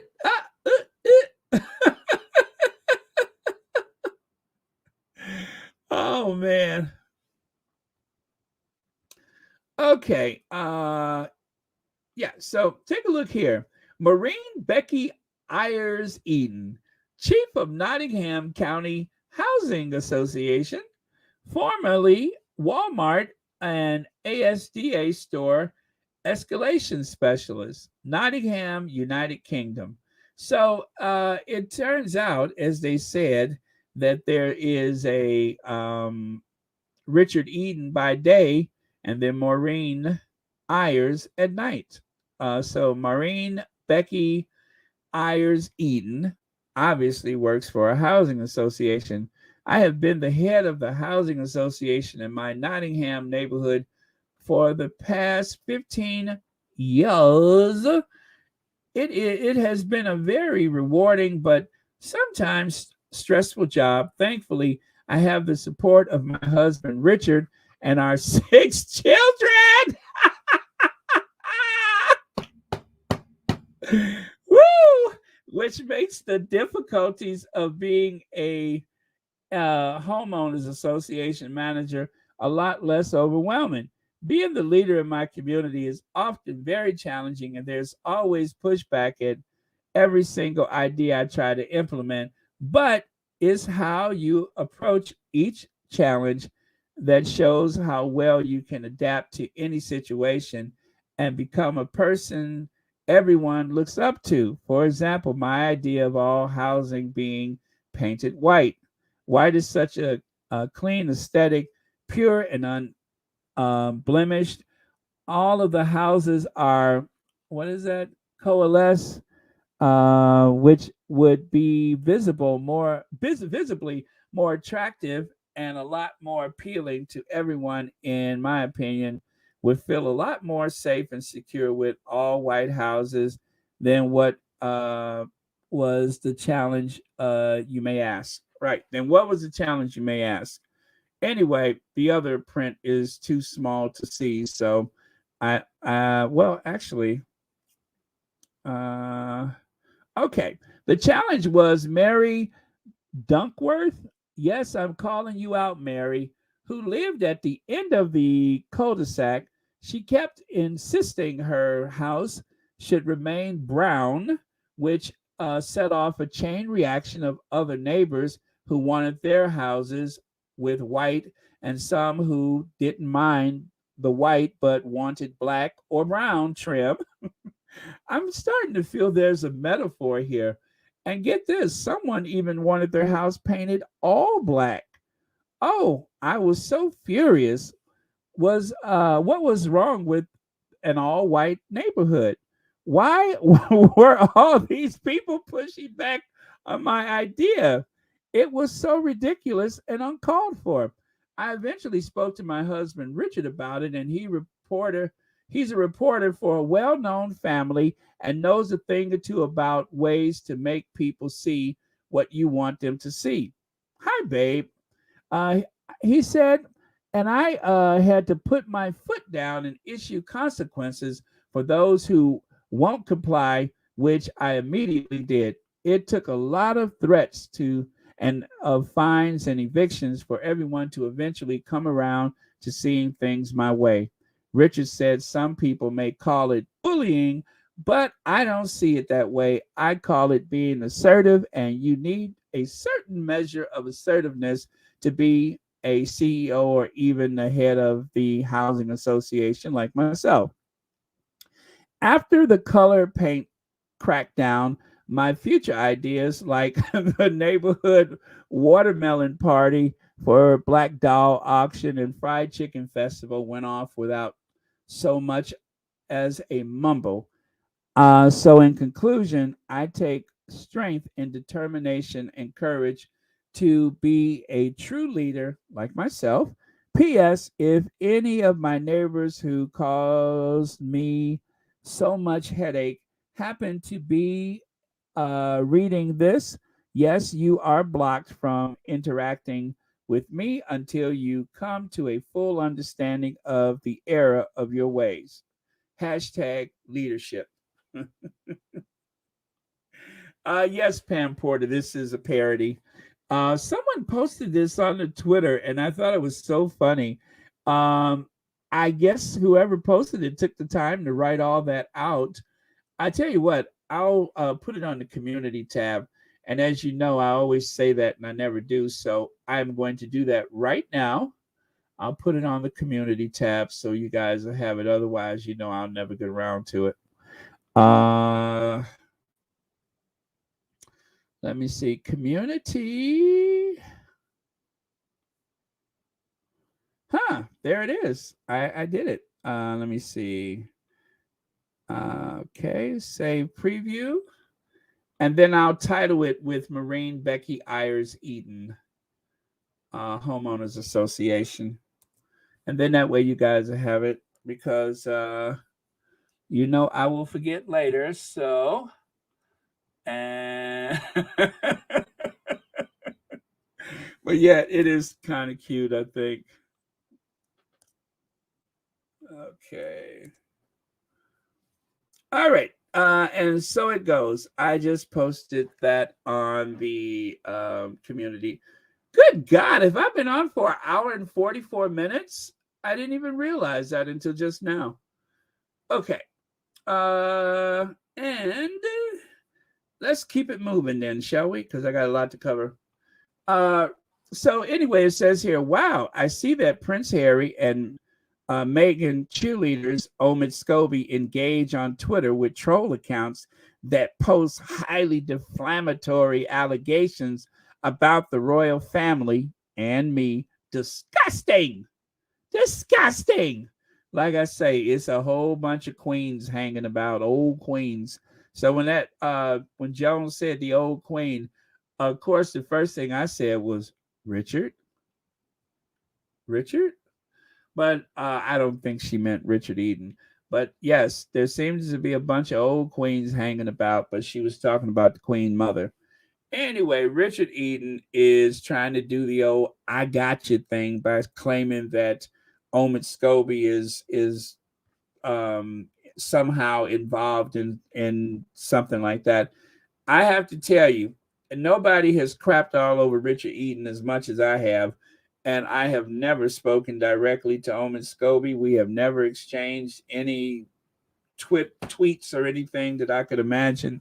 So I think that is categorically unfair of him to say that, and most likely untrue. So anyway, that's enough for her. So do you guys know Torre? Torre is a reporter. He does a lot of political stuff. He used to work a lot on MSNBC. Meghan lied about what? Be specific, he says. You don't know that she lied. You just don't believe her. That doesn't mean she's lying. It's very believable that the members of the royal family said racist things to her. And so this Barry person says, well, he was responding to Barry. You missed the real reason, however, and it is simple. She lied. The Oprah interview was a lie. The Netflix show is a lie on steroids. That's all it is. Tell the truth and it will be fine, but lies are not acceptable. I'm guessing this is probably a bot. You cannot prevent that it is her truth. You cannot pretend that that is her truth, whatever that is. So I suspect that JLBKL may be a bot, maybe. But anyway, Torre decided to respond the way he did. And so, yeah. Yeah, I think it's probably a troll or a bot. But yeah, I saw that on the Twitter earlier. Public meeting date to be whatever, January 2023. Venue TBC. Let me see. Oh, the to be determined, right? And what is that word? Show. Let me see. Word show whatever power. Hashtag word. Okay. Be a part of the conversation. Be part of the change. So they want to get together to discuss things such as change in legislation, accountability. Our voice is heard. We want it now. Oppose Jeremy Clarkson article in the Sun newspaper against Meghan Markle. And they have a petition, I suppose. 18,916 have signed. And I think this was posted yesterday, maybe. Okay, but anyway, I guess you can go to change.org to figure out how to do that. So yeah, they want to make their voices heard, and thank goodness for that. She declared war. Queen Camilla plotted to take down bride-to-be Meghan Markle before Prince Harry's nuptial. So, oh my goodness, I forgot which magazine this is. No, it wasn't the Daily Beast. Oh my God, what was it? I don't know which magazine. Sorry about that. I don't know which magazine to send you to. Wait, give me a second. I'll figure it out. Oh Lord. It wasn't the Daily Beast. Hold on, I'll find it. Was it Radar? I think it was radar.com. That's where you'll find that article. Is on the radar. I knew it would come to me. Radar.com. Oh man. Maureen, Housing Association Tenant Board meeting, whatever. That is too funny. I love Maureen. Maureen's a hoot. Radar Online. That's where it comes from. On the radaronline.com, it says. Anyway, I'll let you go find that one. But otherwise, it just confirms a lot of things that you already know. But that's where you can find it, is the radar.com. And here, so I have another audio for you guys to listen to. Oh, yes, it sure is. Okay. So let me grab that for you. Let me grab that audio for you.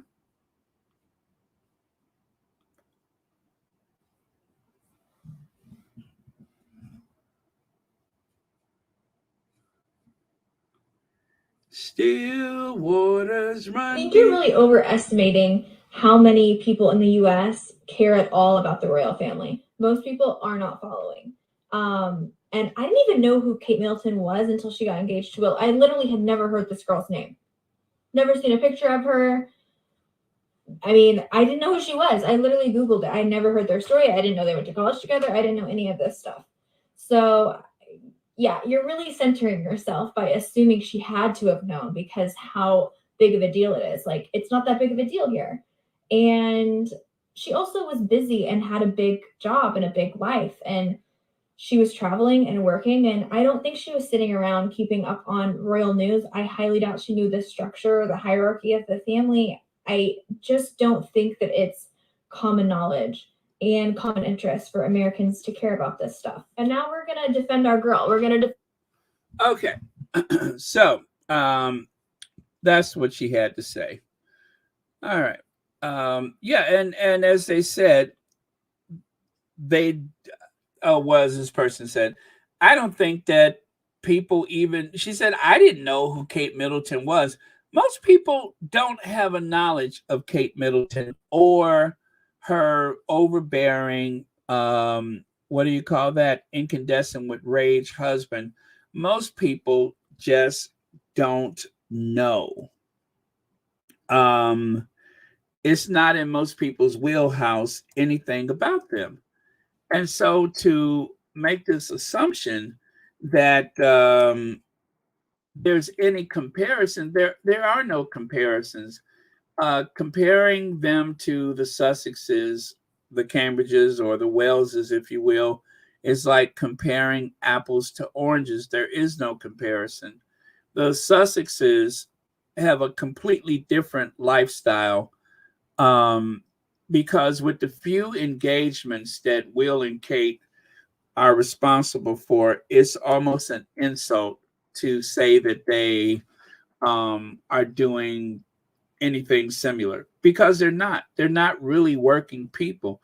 They have a staff that does everything from write the speeches to tell them pretty much what their schedules are, if you will. I just don't see them as heavy thinkers. Now, here's a great example of what this young lady was just saying. Here's a good example of that right here.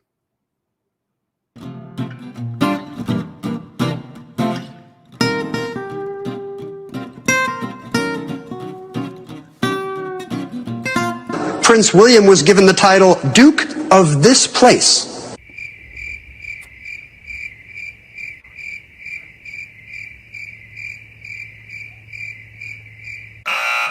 He's now the Duke of Cambridge. Despite living in the U.S., Prince Harry and Meghan Markle retain their titles Duke and Duchess of this place. Pam. What is Sussex? Correct.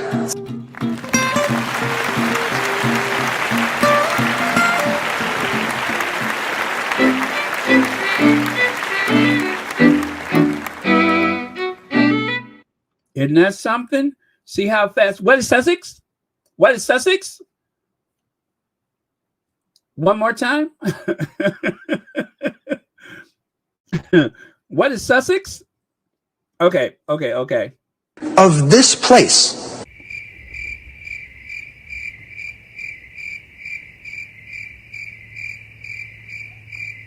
Nobody.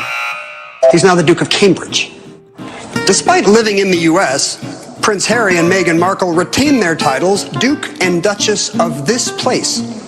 Pam. What is Sussex? Correct. What is Sussex? What is Sussex? What is Sussex? Do you need any more evidence?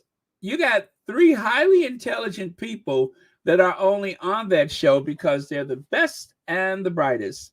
But when it comes down to it, and you have to ask, Prince Harry and Meghan, what is Sussex? Oh, man. Okay. So right here it says, Prince William and Kate didn't bother showing up at Christmas lunch in Windsor. This comes from Celibici, Kaiser to be exact. On Tuesday, the king hosted the annual pre-Christmas lunch for the extended royal family. Queen Elizabeth II used to host this stuff at Buckingham Palace, but this year Charles scheduled the lunch for Windsor Castle. Some people suspected that hosting it at the castle would mean that Prince Andrew would be able to slip in unnoticed, which he is what happened. And I could imagine Andrew trying to slip in unnoticed. Could you? This is Andrew slipping. This is Andrew slipping in unnoticed. That's him slipping in unnoticed. That's how Andrew goes someplace incognito.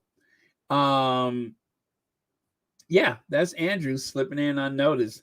Now, I would say that along with the Great Wall of China, his eyes are one of the few objects that could be seen with the naked eye from outer space, but let them tell it, he slipped in unnoticed. But I would tend to think that some overfed, overstuffed, overindulged baby boomer walking around looking like that, especially somebody who obviously doesn't sweat, I'm pretty sure that they would notice him trying to slip in discreetly. And if not, there's always the Sussex squad.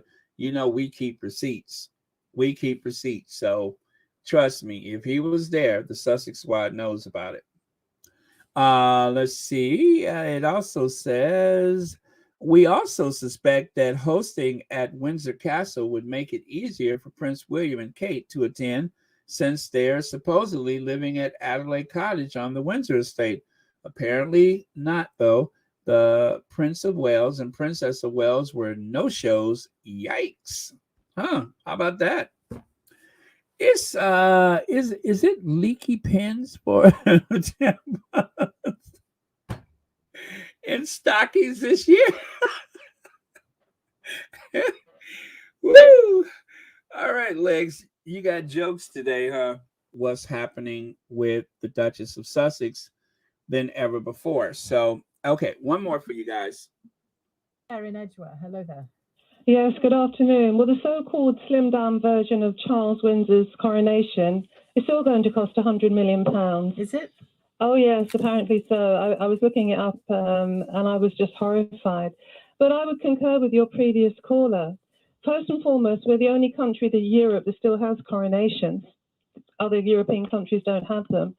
And this elevating of one family, what is the matter? Everybody sounds like a bunch of serfs. Our grandeur, what we show to the world is a family overprivileged, overfettered, that has millions poured into them when you've got 2-year-olds who die from spores infestation and what is excuse for a home. It's disgusting, and we should stop it. It shouldn't go ahead. I mean, we are going to spend, if it's true, 100 million, and it wouldn't surprise me in the least, to put a metal hat on someone's head, which is lined with fur and dripping in diamonds, between £2 and £3 to tell somebody what they already know, that they're king. I mean, we really do need to get rid of the whole thing. And what I find quite reassuring, and I know we'll all be pushing up the daisies by the time it comes, and this serf hang-tonguing tradition goes, is that young people between 18 to 34, over 40% of them say they want an elected head of state. And they're quite right. And that has to be the future. You don't think we lose anything? What we're going to lose, we're going to gain. We have got a pyramid system in this country which is revolting. It's nauseating. You've got the Windsors at the top, then the Duke and Duchesses, then people that can buy privilege because they have the right accents. They went to public school. They went to preparatory school. They know how to network. And right at the bottom, you've got the working class supporting the whole edifice, paying for everything. And yet when my sisters, hardworking nurses, ask for a rise, they're the ones waging the class war. They're the ones that are in the wrong. But we should not have this nonsense anymore. It's 2022. Okay. And are you certain that removing the Windsors, or even forget that for a second, just making the coronation more of a sort of functional event to just mark the fact, a bit like the proclamation was in St James's Palace? It buffered. Morning, noon, and night to make a crust, and then we're vilified for it. But you would do away with that, and people, it would be hopefully a true meritocracy. I mean, I remember saying to my dad before he died, when are we going to have our Nelson Mandela that you had in Africa? When are we going to have our Dr. Desmond Tutu? We get these. Can you see anyone who is? Huh? Can you see anyone who is such a person? Of Nelson Mandela's stature? Probably not. But then we live in hope. It doesn't mean to say we have to have this one family. We have no choice about them, Sheila. They're imposed. You know, you get the next one in line, whether you like it or not. It's imposed on them when you think about it. Well, then why don't they walk away? I mean, people denigrated Harry. People put Harry down. But he always said, I remember, I mean, I'm not a royalist. I'm not a monarch, as you've probably gleaned. But I remember him saying once, he said, you know, for all this wealth and privilege, we've got to give something back because it isn't easy to live with. I mean, I'm slightly paraphrasing. He's never been comfortable in all this unowned wealth. And as a black person, the fact that the whole thing started with the African Holocaust, the slave trade, because they needed to fill the coffers after the Civil War, and they thought, why don't you sell human beings? There's an awful lot of money in that. And the royal family still own former plantations in the West Indies that were former slaves. Well, we've had a monarchy in this country longer than that phase of history, but yeah, you're right to point out the connections. Claire, thank you. Claire in Edgewood. Show to the Okay, so she couldn't hurt to get rid of her. Woo, she couldn't, or should I say, couldn't wait to get rid of her. Whoever this Claire person was, as you can see, she did not mince her words, and so very different from the guy that spoke before her. But a lot of people get it. A lot of people understand it and know what's at stake and understand the history. And I think that is reassuring. So, you know, whatever you may feel about, yeah, exactly. Whatever you feel about how bad things can be sometimes, just know that there is hope and that people do understand and that there's a lot of good people. I would say more good people in this world than there are bad people. And so all I can say is don't despair. Take that as an opportunity to feel good about the future instead of, you know, feeling anguish and sadness or anything like that. Take that as progress, because change is going to come whether or not the likes of a Jeremy Clarkson or any of those other people are ready for it.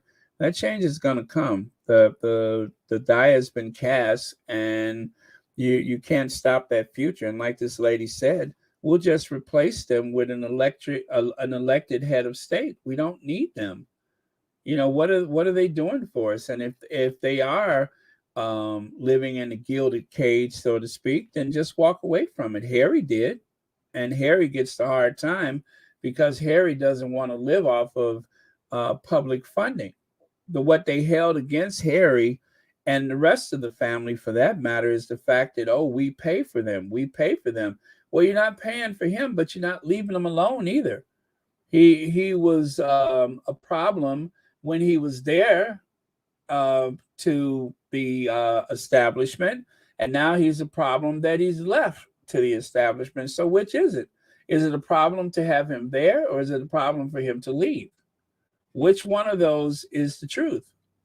Or is the true problem is that he doesn't want to represent an institution that is based on the aristocracy, and as she used my favorite term in this conversation, the meritocracy, where a person is judged by their merits, not by the color of their skin, but the content of their characters, as Martin Luther King would say.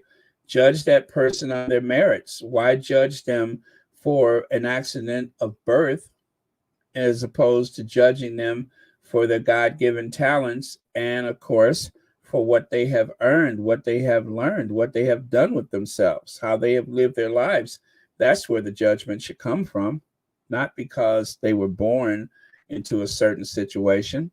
Anyway, thank you so much, Hen Pao. You took the words right out of my mouth, and thank you so much for the super chat. The king rejects cut price coronation in favor of glorious pomp and circumstance. I think we covered that.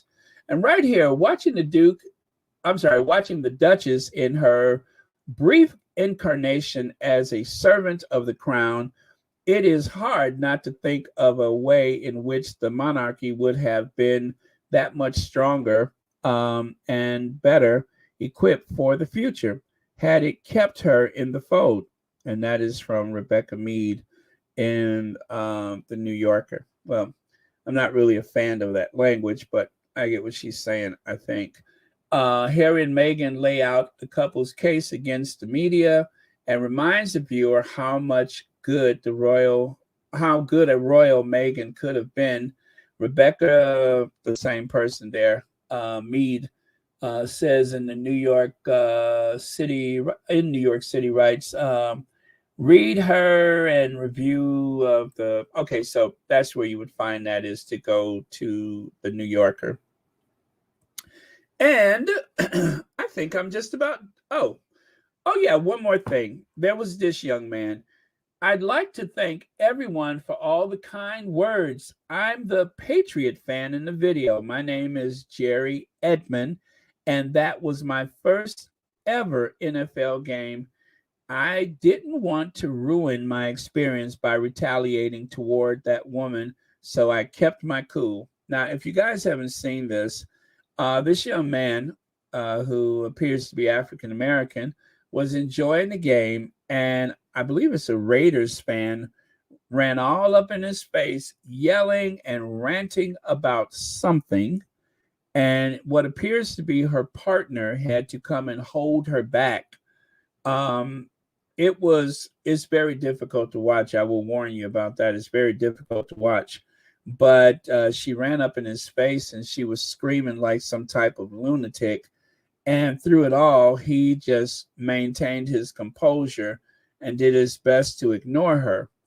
And eventually she was pulled away from him, only for her to run back into his face again, pointing her finger and yelling at him like he's a child or something. So very, very ugly scene at the Raiders game. Did I have another photo of him? Nope, I don't have the other photo, but that's his name, is Jerry Edmonds. So you'll probably be hearing more about this later. He's amazing because I would have knocked her out. No time for Karens. Oh, let me see. He was beyond grace under fire. God bless him. Right? It couldn't have been easy. It could not have been easy. I know it's very hard to watch. Kind of makes your stomach queasy. All right. A Boy Called Jerry, upbringing and early days of the young Clarkson. So I told you guys yesterday that what appears to be a pubescent young woman happens to be Jeremy Clarkson. I couldn't believe it either. I'm thinking, no way, that couldn't be. Yes, it is. I'm thinking to myself, oh, this is obviously someone who, how do you put it? That appears quite androgynous, all things considered. But no, that androgynous child turned into an ugly old man. I mean, ugly. And he looks old beyond his years. Well, I told you yesterday I had a suspicion about his parentage. Is that the right word? I looked at his face and I said, you know what? I'm seeing two people that I recognize from television. And after doing much research, I realized that Nancy Culp from the Beverly Hillbillies and Jim Neighbors from the Andy Griffith Show just happened to be in London at the same time. So, that's another good one, Julia Childs. But yeah, just happened to be in London at the same time. So I'm guessing that there may have been a secret rendezvous. Yes, I know about Jim Neighbors, but I believe there may have been a secret rendezvous, and perhaps Nancy Culp and Jim Neighbors may have had relations, wink, wink. And as a product of that unholy alliance, Jeremy Clarkson was conceived. And that is the rest of the story. It's kind of like that weird, I don't know, what is it? Maybe it's the water, maybe it's the air, maybe it's the fog, but something brings people together. Like, for instance, that time that Otis the Wino and Aunt B got together and produced Thomas Markle. See what I mean? So it happens. You just, there's no accounting for the opportunity, but it happens. And so that is just a theory I have. As Her Majesty once said, recollections may vary. And so I may be wrong about that, but until I know better, I believe that that is the offspring, the product of the loins of Nancy Culp and Jim Neighbors. And that, folks, is the rest of the story. Thank you so much. Oh, yeah, by the way, somebody is turning into the waxworks. Have you noticed that? I swear that Kate looks like she just stepped out of Madame Tussauds. If that is not a waxworks from Madame Tussauds, I don't know what is. But so if you hear that one of the statues from Madame Tussauds is missing, I think they should check the video footage from the Christmas Carol. Oh, and then, of course, there's this. Andrew Morton was on the blah, blah, blah, blah, blah, blah, blah. But anyway, this is what they had planned for Harry. Margaret 2.0. 60 cigarettes a day and drink himself to death due to depression. Remember I said that? I've been saying that for the longest. That is what they planned for Harry, was to have a Margaret situation. But God had other plans. What we can look forward to is Live to Lead, which is coming on the 31st of December. And also we can look forward to His Words, His Story, The Spare, January 10th. One thing about being bullied, at a point in your life, you come to a fork in the road. You either become empathetic or you become very cruel. And a bully yourself. Oh yeah, I'm sorry, empathetic or cruel or bully yourself. I bet that's what happened to Jeremy Clarkson. Yeah. And you know what, Shelley, rather, taking measure of him, I could imagine that is probably what happened, is that Julia Childs, that juvenile Julia Childs look that he has probably didn't go over so. Wait a minute. Yeah, that juvenile Julia Childs look probably didn't go over so well in grade school. And as a result, he became a bully. Instead of becoming empathetic, he had to turn to cruel comedy and bullying to pass the time. So once again, how wise your words are. Thank you so much for that, Shelley L. And thank you so much for being here today. And also The Spare. And that's Harry. And I am done. What's that, a Botox disaster? Allegedly, possibly, and likely Botox. I mean, as bad as that looks, I always keep this one handy. That's when you know stuff is getting out of hand. All right, you guys, thank you so much. I'm going to go to the list that I received from Sherry Ware when it's available. And Sherry has a list of, wow, that's a lot of people today. Lorna Williams has been a member for 8 months. Thank you. 8 months. I guess I'm hungry. Daniel Medical, thank you. Elaine Parker, Susie Q, 8 months membership. Colorless, thank you for the super chat sticker. Marcel Kendricks, thank you, thank you, thank you. And also thank you for your membership. And Minerva Martin, thank you. God's Child, Thriving with the Sussexes. Shelly L, thank you several times. And M. Covington, thank you. Michael James Leslie, thank you. And who else? Alice Langdon, Legs, Stephen Black, thank you. Nash, Singby, Nasipo, Sapala, thank you. Nicole Tanis, thank you very much. Thank you, Legs and Hin Pao. And thank you again, Shelly L, for the support. All right, you guys, that's it for today. And what else do we have here? Oh, yeah, thank you for everybody joining. Thank you, Lydia. Please hit the like button. Please share Royal Sussex. What else?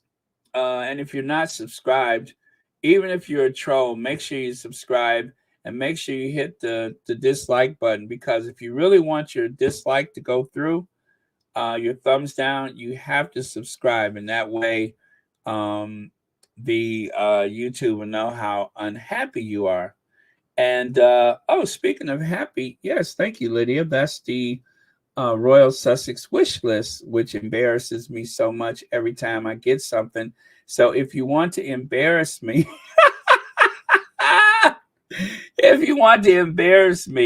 there might be a couple of items on there that you can select so that I can go on and on and on about how embarrassed I am by having a wish list. Oh, I'm so embarrassed. Did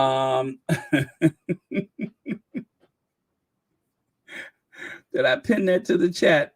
Yes, I did. Okay. So yeah, that's it, you guys. Thank you, and I appreciate it. Also, as Dr. Is she a doctor? As Joyce Myers would say, remember, there is life in the word. And that's why I'm offering this 3-part cassette series. I told my husband, David, I said, David, is there life in the word? David said, hush your mouth. And so I kept my mouth shut. Remember, there's life in the word. Oh, man. I used to love doing my Joyce Myers impersonation. But just imagine the old heathen like me coming from the nightclubs and switching on Dr. Why do I keep calling her doctor and turning on Joy? Oh, Special K is coming up tonight, isn't she? Yes, that's what I meant to do. Yeah, Special K is, let me see what time she's coming on. I love Special K. Special K. I got the notification for that the other day. Didn't I? I thought I did. Special K Thoughts. How come I don't see it? Oh, well. But anyway, oh, you know what? Why don't I just click on the link? Duh. Oh, yeah, she's on in 2 hours, you guys. So, yeah, 2 hours until Special K. Very cool. I am going to listen myself. Even if I don't say hi, I will be there as per usual. And okay, so you guys, thank you so much. And I will see you. Oh, yeah. My eyes.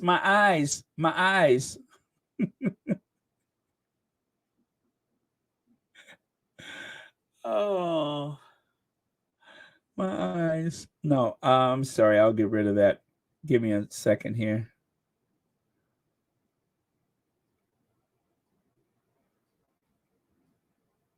Okay, almost. There it is. That's what I'm looking for. My beautiful Christmas card. Special holy greetings to the couple that returned magic to families and hope to those in need.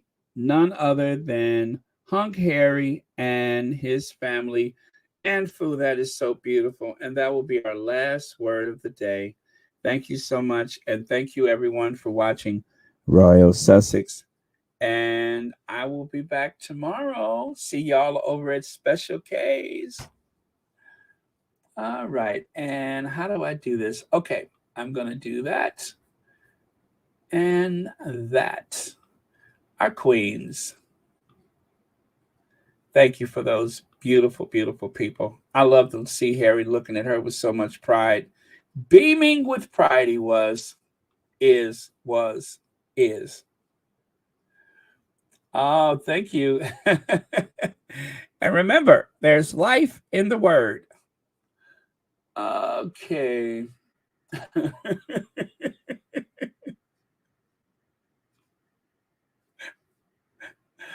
Oh, man. I must be kind of tired. I cannot seem to find Ginger Avenger. There we go.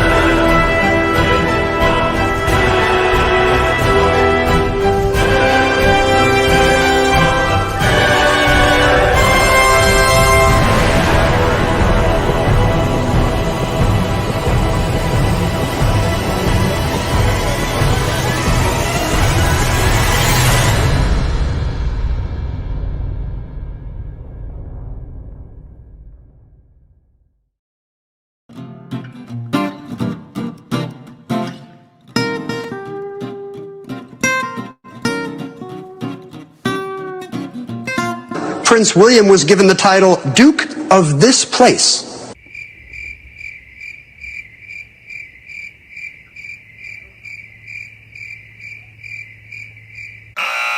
He's now the Duke of Cambridge. Despite living in the U.S., Prince Harry and Meghan Markle retain their titles Duke and Duchess of this place. Pam. What is Sussex? Correct.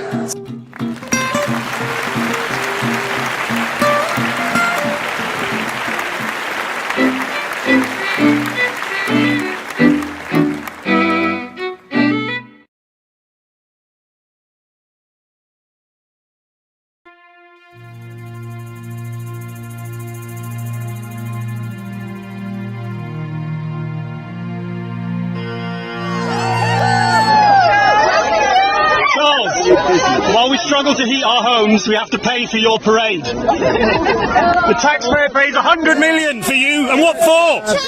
Needham Renin, not my king.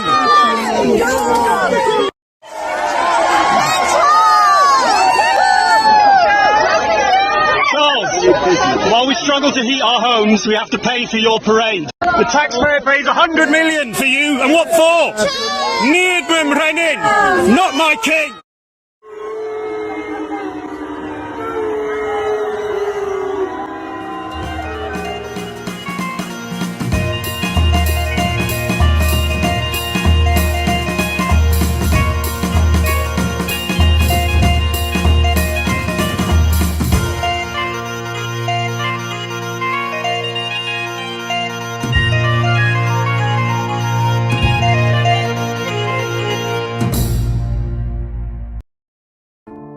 Prince Harry is a young man who has grown up not just with good looks and also royal privileges.